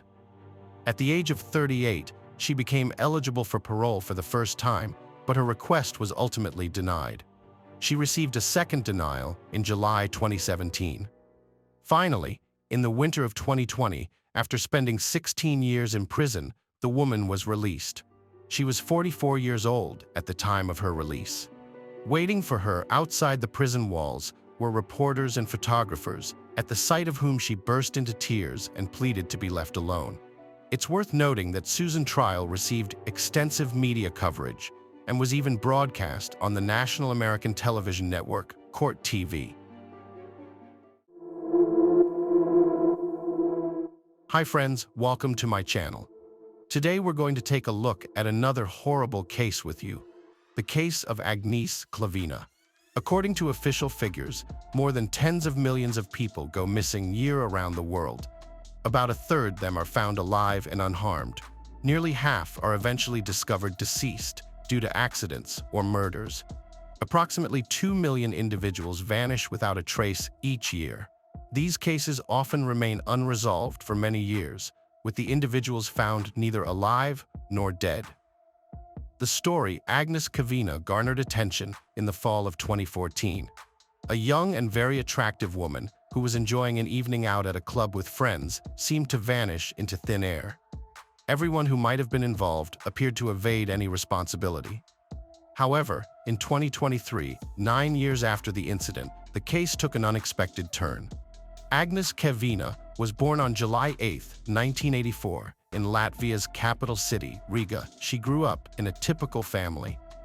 Agnes was the youngest of 2 daughters. Her sister Greta was only a couple of years older, leading to a close and nearly inseparable bond between them. Their parents endeavored to provide both daughters with quality education and ample opportunities to pursue their dreams. Agnes emerged as a sociable, cheerful, and very active individual from an early age. She excelled academically, engaged in sports activities, and had a wide circle of friends.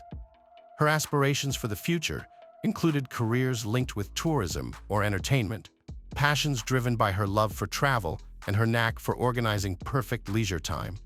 Furthermore, Agnes possessed striking looks and an impressive physique that garnered considerable male attention and constant compliments from admirers vying for her notice. After high school graduation, Agnes worked temporarily in the service industry while attending language courses and studying to become a tourism manager. At age 20, she decided to leave her homeland and relocate to London, often referred to as the Foggy Albion. She believed relocating would open up more prospects and opportunities to develop her full potential and talents. In London, she sought to build on her ambition, fueled by greater professional opportunities and cultural experiences unavailable in Latvia. Her parents and older sister didn't oppose her decision. They supported her sincerely.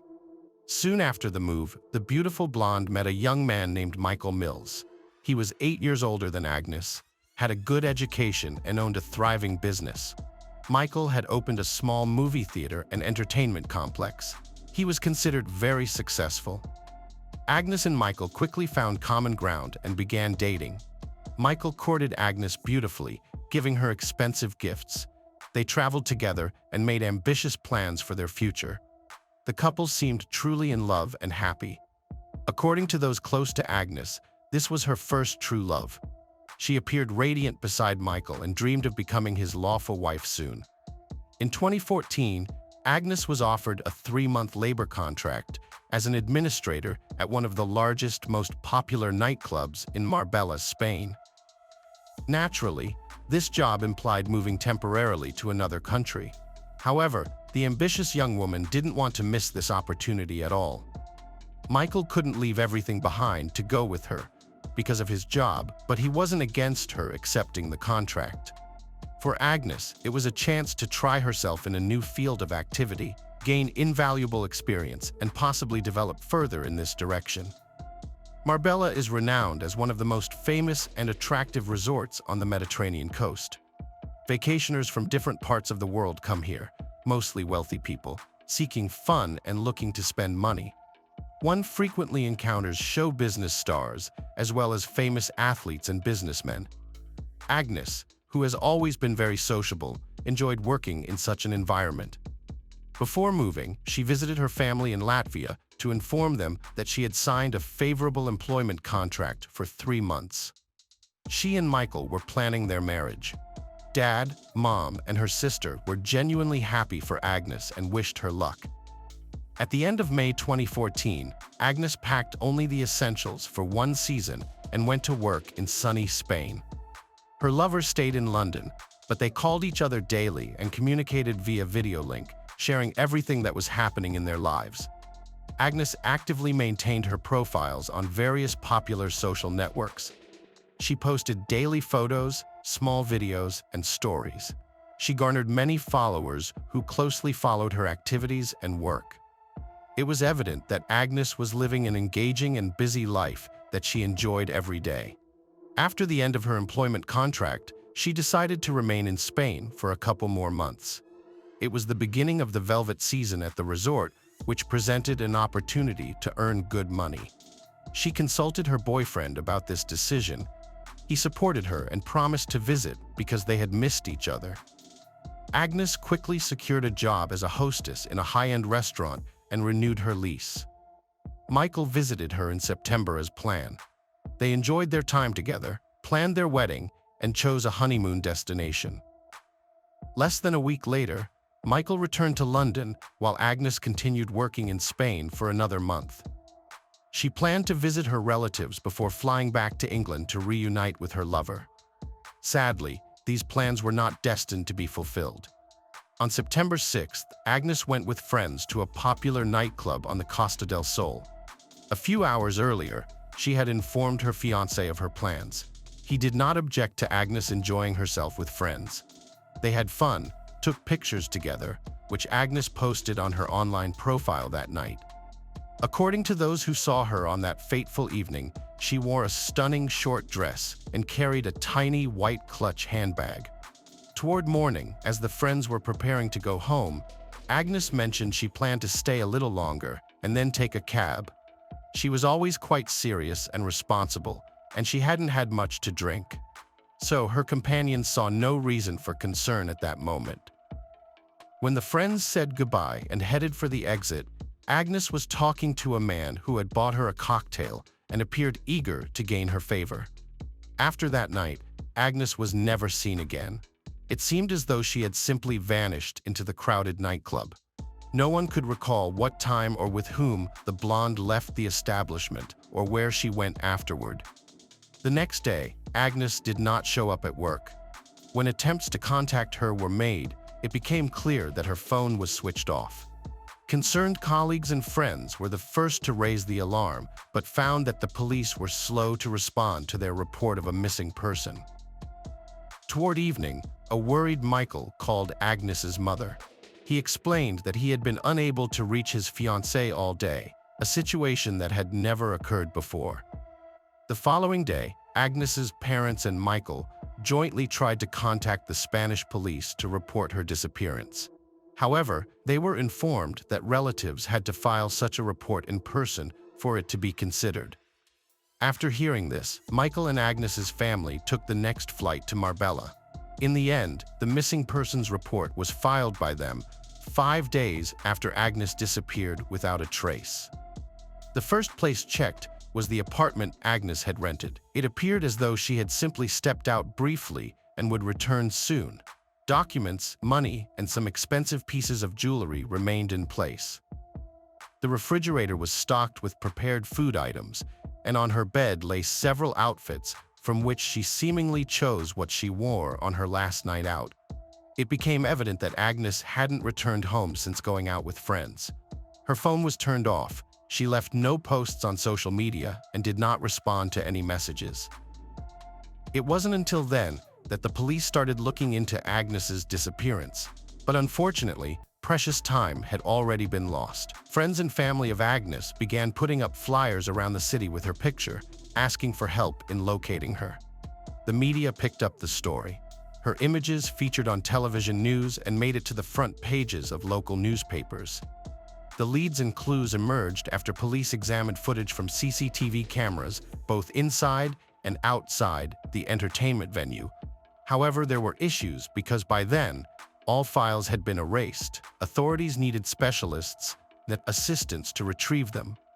Their efforts weren't wasted because a camera at the exit to the parking lot showed Agnes around 6 a.m. leaving the club with a man, and it was clear this wasn't of her own accord. This last footage showing Agnes alive was scrutinized in detail. The closer experts looked, the more alarming it appeared. Agnes was being led by a large man, and it was evident she was walking under duress since he held her tightly by the waist.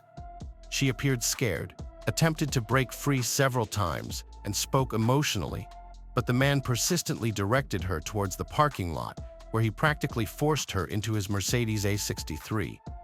When this large man pushed her into the car, another man was already inside while he moved towards the driver's seat. Agnes managed to open the car door trying to escape, but at that moment, a doorman nearby intervened as instructed by a gesture from the driver. The doorman pushed her back into the car before receiving an apparent cash reward from the driver for his assistance. Approximately 6 minutes after Agnes entered the vehicle, her phone was switched off and hasn't been turned on since then. Tracking further movement of the vehicle proved impossible due to lack of CCTV coverage along their route. It became obvious that these men were likely among those who last saw Agnes before she went missing. The case was shrouded in secrecy from the outset. Everyone involved in the investigation signed non-disclosure agreements, and information was tightly controlled. Not only was the press kept at bay, but even Agnes's loved ones received almost no updates. For the first few months, her parents and fiancé were left in the dark. They were simply told that an investigation was underway and that it's too early to draw any conclusions. Given that Agnes not communicated in this period, there was little hope she was still alive. Michael periodically gave interviews pleading for assistance to find his fiancée. However, no responses to his appeals were forthcoming. It wasn't until 6 months later that relatives were shown footage from club cameras and provided with the names of the 3 men last seen with Agnes. The large man who forcibly took Agnes out of the club and pushed her into a car was identified as Wesley Capper, the son of a well-known and influential British millionaire. In the passenger seat sat his longtime associate Craig Porter, who had no particular occupation and frequently appeared on police radar. The third individual was a doorman named Shion Usman. Both Porter and Usman stated under interrogation that they were innocent, asserting that Agnes had entered the car willingly. According to Capper, he and his friend noticed a beautiful blonde woman at the club and approached her to introduce themselves. They claimed she was already fairly drunk, contradicting her friend's statements, but didn't refuse a drink when offered one by Capper. Wesley then suggested continuing the party at his luxurious country house, an invitation Agnes allegedly accepted. However, they asserted that while en route, Agnes changed her mind about attending Wesley's party and asked to be dropped off in the middle of their journey, saying she would take a cab home instead. The man asserted that he had dropped the passenger off at her requested location, an unlit stretch of road. This area notably lacked CCTV cameras. Craig Porter, however, could neither confirm nor deny Wesley Capper's words. According to his confession, he was also very drunk and unaware of when or how Agnes was in their car. He mentioned falling asleep immediately after departing the parking lot. The third suspect, doorman Sean Usman, corroborated that Agnes Cavina appeared intoxicated but could not state whether she entered the car voluntarily. He did confirm that when the car came to a stop, she opened the door and nearly fell out due to her condition. At the driver's request, Usman closed the door and received a substantial tip for his actions. When questioned about whether the woman's actions suggested an escape attempt, he indicated he did not believe so and attributed it to her intoxication. He added that Agnes neither screamed nor sought help. Footage later surfaced showing Wesley Capper leading Agnes into the car by her waist and wrist with considerable force. His defense was that Agnes felt dizzy and he was simply holding her to prevent a fall.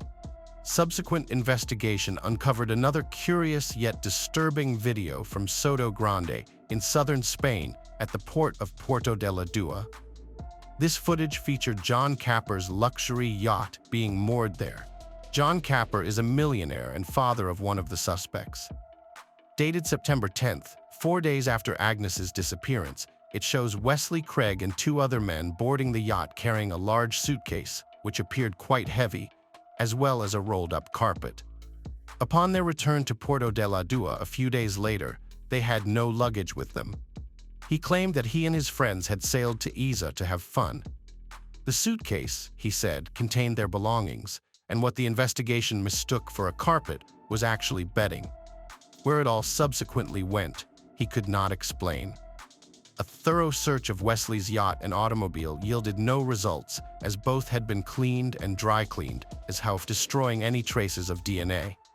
However, a long blonde hair was found in the trunk of the car, but it was not possible to establish its origin because this crucial evidence mysteriously evaporated during the investigation. At the trial, the prosecution highlighted another curious detail. A few hours after Agnes was in the defendant's car, Capper called emergency services several times, but each time dropped the call without waiting for an answer. He appeared afraid or uncertain about his actions. The man himself explained that he was drunk and made the calls randomly. The lawyer for the Clavin family stated that Agnes, in his opinion, was long dead and that her body was resting somewhere on the seabed in the very suitcase that the suspects had brought aboard the yacht. In addition, he believed that the case was deliberately delayed and that criminals had plenty of time to get rid of all evidence proving their guilt. Only a year and a half after Agnes's disappearance did Capper, Porter, and Usman find themselves in court. They were accused of holding Agnes against her will and forcing her into a car. Unfortunately, due to a lack of evidence, there was nothing more to charge them with. Moreover, even though many believed otherwise, the millionaire and his friend were released on bail and quietly left the courtroom. Naturally, Agnes's relatives were outraged by this decision, but the judge remained adamant. All three men were brought to trial again in 2019, almost 5 years after Agnes's disappearance. They still denied their guilt and insisted that Kavina had gotten into their car of her own free will.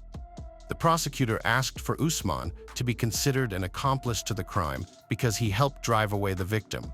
Usman could have received a sentence of 5 years in prison. He delivered a passionate speech, stating that he was among the suspects due to the color of his skin and the lack of opportunity to hire a good lawyer.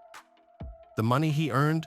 It was sent to a starving family in Africa. Capper's and Porter's lawyers argued that their clients were only guilty of persuading Agnes to get into the car, not of forcing her. In their view, the young woman was dropped off on the road as she had requested. While waiting for a cab to go home, she could have been kidnapped and killed by third parties, given that Agnes was drunk and unable to offer much resistance. The judge's verdict surprised and angered the relatives of the missing young woman because none of the defendants were punished meaningfully. Usman was cleared of all charges. Capper received a sentence of 2 years for taking advantage of Agnes's drunken state to persuade her to get into his car. Porter received 6 months for complicity. In reality, neither man spent a single day in prison as their sentences were suspended. They paid Agnes's family £101,000 in compensation, a sum her family found ridiculous. Discouraged by the decision, Agnes's family appealed. During this time, both defendants managed to break the law once again.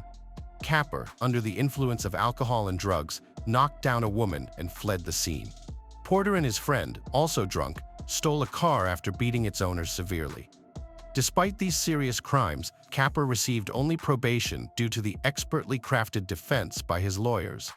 He paid substantial compensation to the family of the woman who died under his car's wheels and remained at large. Porter was less fortunate this time and ended up going to jail. There's no information available publicly about the sentence received in 2021, almost 7 years after Agnes's disappearance. The prime suspect, Wesley, had been living a rather immoral lifestyle, indulging in alcohol and illicit substances. This severely impacted his health. Just when he thought he had overcome the illness, he suffered a stroke. Wesley died on July 26, 2021, at the age of 44. At that time, Agnes's parents filed another appeal with the court. However, since the suspect is deceased, prosecution is no longer feasible. Regardless of what the Supreme Court decides in this challenging case, there was an unexpected twist 9 years later. Although Agnes Kavina was never found, dead or alive, she was presumed dead eventually. Subsequently, her parents, sister, and fiancé concurred with their lawyer's theory that criminals had placed Agnes's body in a suitcase and disposed of it into the sea from a yacht to ensure it wouldn't be discovered. In the summer of 2023, exactly 9 years after Agnes vanished without a trace, the case took another unexpected turn. In mid-June of that year, a gardener working at one of the elite golf clubs in Costa del Sol discovered something unusual near the coast while cleaning up. Upon closer inspection, it turned out to be an old and badly damaged suitcase. Hesitant to open it himself, he called the police. Inside this suitcase were human remains. Examinations revealed that these bones belonged to a young woman whose age at death was approximately between 25 to 35 years old. Moreover, it was determined that this suitcase, with its contents, had been submerged underwater for about 10 years before being washed ashore. After piecing together all available information, police hypothesized that this body could belong to none other than Agnes Kavina, who disappeared 9 years ago. To verify this assumption conclusively requires several examinations comparing Agnes's DNA with those remains found in the suitcase. At present moment, experts are meticulously working on establishing these facts. However, details surrounding this investigation have not yet been made public. Should their suspicions be validated, it would provide grounds for reopening the case and pursuing legal action against any surviving suspects involved in her demise. In 2012, at the Summer Olympics in London, the star of a young Puerto Rican boxer, Felix Verdejo Sanchez, shone brightly. He was called a diamond, one of the most promising athletes of his country. He was predicted to win titles and gold medals. Then it seemed to everyone that this talented and motivated young man will reach fantastic heights in sports.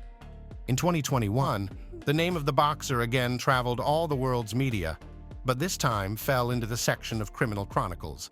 This story is about a teenage attachment that grew into a kind of addiction and led to a terrible tragedy, and also about how the author of the main knockout of 2014, who was praised and promoted by two-time Olympic champion Vasyl Lomachenko, almost received a death sentence, but eventually went to prison for life. It is noteworthy that despite the presence of irrefutable evidence and confessions of the boxer's accomplice, he himself to this day refuses to plead guilty. The future star of world boxing was born in the Puerto Rican city of San Juan in 1993 on May 19th. He grew up in a rather modest large family and from an early age was fond of port. True, in childhood, he planned to connect his life with baseball, but his further fate was determined by a funny incident. When the boy was 9 years old, a family friend came to visit them with his son of the same age. The boys were playing in the yard, but suddenly quarreled, and a fight broke out. Parents separated the children, and the father of the future athlete noted that if he wants to fight with someone in the future, let him wear boxing gloves. After that fight, Felix, at his request, was taken to a local gym, where the boy, as he later admitted himself, from the first training session fell in love with boxing. At the age of 16, he won the Pan American Junior Championships. A year later, he won his country's championship, and a year later, he went to the Olympic Games in London, where he reached the quarterfinals. In the same year began his brilliant career in the professional ring. In total, Verdejo had 29 fights, gaining 27 confident victories, and in 2014, he was recognized as the author of the best knockout in the fight against Sergio Villanueva. A year later, Felix won his first championship belt with the WBO Latino title, which he subsequently defended 6 more times in 2 years. Everyone who saw him in the fight had no doubt. This young man will write his name in the history of world boxing. And now let's get to know Kisha Rodriguez. The girl was born in November 1993 in San Juan. The full name given to her at birth is Kisha Marlene Rodriguez Ortiz. Her parents, Jose and Kayla Rodriguez, had another common daughter, Bereliz Nicole, and also the couple raised Kayla's son, Jonathan, from a previous marriage of a woman. Kisha grew up an open and sociable girl. She did well in school and adored animals, dreaming of becoming a veterinarian in the future. Her best friend was her sister Bereliz, to whom she confided all her secrets and worries. Kisha studied in the same school with Felix Verdejo, who was her age. Young people were acquainted since childhood, and in adolescence between them began a romantic relationship. In 2011, Rodriguez's parents divorced and separated. Kayla moved to relatives in Florida, and her daughters, who were by then already adults, decided to stay in San Juan. Despite the fact that each of the sisters had long since lived their own lives, they continued to stay in close contact and told each other about everything that was happening to them. At the age of 18, a promising boxer, who was already managed to take part in the Olympic Games, had an affair with a young schoolgirl and aspiring model, Elisa Maria Santiago Sierra. At that time, the girl was only 14 years old, and she was still in school, but even then she made big plans for the future with a promising and world-famous athlete. In addition, Elisa's parents were not at all against this relationship. Attractive and talented Felix, who has always had a lot of fans, becoming a boxing star, literally bathed in the rays of fame and was surrounded by female attention. He did not miss the opportunity to spin a novel or a passing affair on the side, and also, despite the serious relationship with Eliza, continued to meet with his school friend Kisha. Kisha's sister, Berenice, and her mother, Kayla Rodriguez, knew about the affair and did not approve of the relationship. In addition, the situation was very ambiguous. On the one hand, Eliza considered herself the only woman and great love of the athlete, was preparing for the wedding, and made far-reaching plans for their joint future. On the other hand, Kisha knew that the lover has a fiancé, but at the same time, Felix did not let her go. On top of that, he was her first great love, and deep down, the naive girl herself still hoped to be the one. In 2016, the boxer did marry the young Eliza, who at that time was barely 19 years old. Eliza by that time was already quite a famous model, had tens of thousands of followers in social networks, and also opened her own beauty studio for eyelash extensions. In August of the same year, just a few months after the wedding, the athlete got into a serious car accident when he was rushing on his motorcycle. He was taken to the hospital in serious condition with head injuries, bruises, and lacerations. His trainer, Ricky Marquez, seriously feared that his talented charge would go off the rails at the height of his career. But Felix, contrary to the disappointing prognosis, made a rapid recovery and soon returned to the ring. In September 2019, the boxer published in his profile in the social network a picture with Elise, who was in a large term of pregnancy. In the comment to the photo, he wrote, "Soon I will meet my daddy's princess." And a month later, he announced the birth of a daughter, who was given the name Miranda Verdejo Santiago. The young man in public looked like a loving husband, caring father, and an exemplary family man. But secretly from his wife, he continued to meet with Kisha, who could not let go. As Eliza later admitted, she guessed that her husband was cheating on her, but every time he tearfully vowed to leave his mistress. Kisha repeatedly tried to break off this painful relationship, but Felix would not let her go. She had no other men, because the boxer threatened that if he found out about the fact that Kisha had someone, not good for her and her chosen one, Kisha herself, who had fallen in love with Verdejo since high school, continued to love him despite everything. Rodriguez, as planned, connected her life with the care of animals and got a job at the Center of Veterinary Medicine and Aesthetics. Colleagues described her as conscientious, hard-working, and very responsible. She lived with 2 dogs and a cat, which she simply adored. In 2020, Eliza discovered the correspondence of her husband with several mistresses, including Kisha. The wife gave her husband a scandal and threw him out of the house, threatening that she would file for divorce and forbid him to see his daughter. Eliza's threats had an effect. In addition, in the career of the athlete at that time, there was a serious decline and unnecessary problems where he did not need. For a while, he really stopped seeing Rodriguez, but Felix still did not let her go, trying to control almost every step Kisha. After a few months of secret visits resumed, and in April 2021, Kisha discovered that she was pregnant. She bought a rapid test at the drugstore, which only confirmed her fears. She first called her sister, who was aware of her complicated relationship with the athlete, and told her everything. It was out of the question to have an abortion, because Kisha was already 27 years old, and she was ready to have a child, even if she had to raise it on her own. A few days later, Kisha broke the news to the father of her child, hoping in her heart that he would accept it, but Felix was not happy, to put it mildly. He got angry and told his mistress that she should go to the doctor, and if the pregnancy is confirmed, it will be necessary to have an abortion. Naturally, Rodriguez answered him with a firm refusal, but the boxer began to threaten her and insist. Felix said that an illegitimate child will finally destroy his reputation, and this he cannot allow. After Kisha's visit to the hospital, her pregnancy was confirmed, and she now had a certificate to prove it. She called Felix and told him everything, which made him furious. Felix shouted and demanded that Kisha immediately get rid of the child, but she again responded with a categorical refusal. Then the athlete decided to go on the sly, saying that he did not believe her and wanted to personally look at the issued medical certificate. He appointed Kisha a meeting in the evening in a crowded place, which did not surprise her because they always tried not to draw attention to themselves and did not get in front of anyone. A few days before the meeting, the boxer stopped by his old friend Luis Antonio Cadiz, who worked in a local machine shop and also had ties with the criminal world, selling illegal drugs. Felix briefly outlined the situation and asked him to help him get rid of his pregnant mistress. Luis had previously been in the field of vision of the police, and the prospect of being in prison scared him, but the athlete was persistent, assured that everything would go smoothly and the police will never come out on them. Besides, Felix promised him an impressive cash reward, and Luis agreed, with the support of an accomplice. Felix called Kisha and told her that he wanted to meet her on the evening of April 29th to confirm her pregnancy and decide what to do next. Immediately after talking to her lover, Kisha called her sister back and told her everything.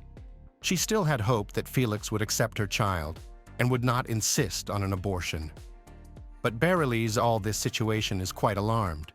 She knew that the boyfriend had threatened her sister, and she was worried that he wouldn't do anything to her. Berylise called her mother and shared her concerns, but even together they could not dissuade Kisha from that fateful meeting.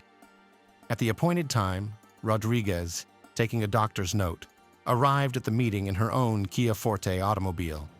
Verdejo drove there in his pickup truck, in the back of which Luis was hiding. Kisha immediately got into the athlete's car and showed him the results of the tests. He once again talked about terminating the pregnancy, but Kisha, crying, again responded with a refusal. Against this background, the couple began to quarrel violently, turning to shouting. Then Felix suddenly hit Kisha in the head with his fist, from which she immediately lost consciousness. Until Kisha regained consciousness, Felix took a syringe with a large dose of illegal substances hidden in the glove compartment of the car, which Luis had obtained at his request, and injected Kisha. Then, together with his accomplice, they carried her to the back of the car, where there were already prepared pieces of wire and a concrete block. The men tied Rodriguez up, attached the load, and then covered her with a tarp so that no one would accidentally see anything. Felix then returned to the pickup truck while his accomplice got behind the wheel of Kisha's vehicle. Together, they drove to the bridge over the San Jose Lagoon. It was virtually deserted at night, and the men, making sure no one could see them, threw Kisha, still alive, into the water. Afterward, however, they decided to fire a few test shots in pursuit, using the firearms they had brought with them so as not to leave the victim any chance. Having finished the massacre, each of the perpetrators went home. Kisha's co-workers were the first to worry when she didn't show up at the Veterinary Medicine and Aesthetics Center the next day. Kisha has always been very responsible and couldn't just not show up for work without notifying anyone. Since she didn't answer the phone, it was decided to contact her sister to find out what happened. After several unsuccessful attempts to contact her sister, she went to her house. No one answered the door, but Berylise had a spare key, so she got in without difficulty. However, she was met only by hungry animals who had not eaten anything for almost 24 hours. Now Berylise was already in a panic because she realized that something terrible or irreparable had happened to Kisha. She immediately called her mother and told her everything, and then reported to the police about her suspicions and threats to her sister. She also called Felix, but he claimed that he had spent the previous evening and night at home with his family and had not gone to any meeting. The missing girl's mother took the first flight from Florida to San Juan. She thought that her lover might have taken her daughter to a private clinic and paid for her to have an abortion without her consent. Kayla didn't even want to think about the fact that Kisha was no longer alive. The first thing to do was to question the missing girl's neighbors and co-workers, but they didn't notice anything suspicious and couldn't provide the investigation with any useful information. In parallel, messages about the disappearance of Rodriguez were posted on popular social networks with requests to respond to those who know anything about her fate or current whereabouts. The case quickly received wide publicity, and when it became known that the missing girl was in a long-term relationship with a famous athlete and was expecting a child from him, reporters literally lined up to interview any of Rodriguez's family members. The relatives did not hold anything back and spoke out about their suspicions, among other things, blaming Felix for the incident. On April 30th, Kisha's car was found abandoned on the east side of the city, with her documents and personal belongings inside. No signs of struggle were found in the interior, giving a faint hope of finding its owner alive. On May 1st, a passerby strolling on the bridge over the lagoon saw a strange shape resembling a human body in the shallow water. He reported his discovery to the police, who soon recovered from the water the body of a young woman, presumably the same one the whole city had been looking for several days. Members of the Rodriguez family, who arrived to identify the body, hoped to the last that it was not Kisha, but their hopes were not realized. The body had been in the water for several days and changed a lot. But the girl was immediately identified by a remarkable tattoo on her arm. When news of the gruesome discovery hit the press, the residents of the city revolted and began to go out to spontaneous rallies, demanding punishment for those responsible. The same day, Verdejo was detained and taken to the police station for questioning, but the athlete categorically denied his involvement and claimed that on the night of Kisha's disappearance, he was at home with his family. As there was nothing to charge him, Felix was released on his own recognizance. One of the key witnesses was the athlete's legal wife, who at the first interrogation admitted that she was aware of his affair with Kisha, but that she had heard about her rival's pregnancy for the first time. On top of that, she did not confirm her husband's alibi, saying that he was not at home on the night of the murder. The first thing investigators did was check traffic surveillance footage on the way to the bridge from which Kisha was thrown. That's how they found Felix's pickup truck and the victim's car traveling behind each other. But the Kia Forte was clearly not driven by its owner. On the same day, the boxer's car was seized for examination, and in its body they found some hair of the deceased. Luis was the first to surrender to the police, promising to tell the whole truth in exchange for a reduced sentence. Felix was also taken into custody, but he refused to cooperate with the investigation, did not answer questions, and continued to deny his guilt, despite the presence of irrefutable evidence. A firearm was seized from Felix, which he used to shoot the victim from the bridge, and for which he had an official permit. Also, a cell phone check confirmed the fact that Felix, Luis, and Kisha were in the same location on that fateful night. Kisha's final farewell was on May 8th, and the funeral ceremony was all over the national news. It was a kind of action, calling for the perpetrators of the tragedy to be punished to the full extent of the law, as well as an action to draw public attention to the problem of gender violence. The coffin with Rodriguez's body was brought to the cemetery not in a traditional hearse, but in a white carriage, over which white flower petals were thrown from the air. Many famous Puerto Rican natives, including show business stars, athletes, politicians, and public figures, have spoken out about the high-profile incident. Verdejo was charged with carjacking, kidnapping, premeditated murder, and the murder of an unborn child. All of these crimes together carried the death penalty, but the relatives of the deceased from the very beginning asked the court to elect a sentence of life imprisonment for the killer, so that he would suffer in captivity for the rest of his life. The hearing was repeatedly postponed due to the worldwide coronavirus pandemic, but in the spring of 2021, the trial was held in virtual mode. The court found that the crime was committed by a group of persons by prior conspiracy and with particular cruelty against a pregnant woman. It was possible to reconstruct the chain of events of that night and the details of the crime, mainly thanks to the testimony of Luis, who did not deny his guilt. He admitted that it was he who, at the request of a friend, got the drug for injection and also brought a wire and a concrete block to get rid of the body. But Felix continued to insist on his non-involvement in the case, although his words could not seriously affect the situation. By the way, the wife of the boxer, who acted in court as a witness, almost immediately after the arrest of her husband filed for divorce and tried to abstract from what was happening, focusing on the development of his business and raising a young daughter. According to some reports, not so long ago, Elisa Santiago remarried. Elisa herself admitted in an interview that she repeatedly received anonymous calls and messages with death threats, as well as death wishes to her and even Miranda. Many considered it was the spouse of the athlete as the organizer of the crime, but no evidence was found. In the summer of 2023, it became known that the jury, having familiarized itself with all the evidence and heard the testimony of all the witnesses, was finally ready to announce the final verdict. Felix Verdejo and his accomplice Luis Cadiz were found guilty on each of the charges against them. But despite this, The killers have not yet been sentenced. The next court hearing is scheduled for mid-November 2023. Most likely, both men involved in the deaths of Kisha Rodriguez and her unborn child will likely go to prison for life, with no right to ever leave prison.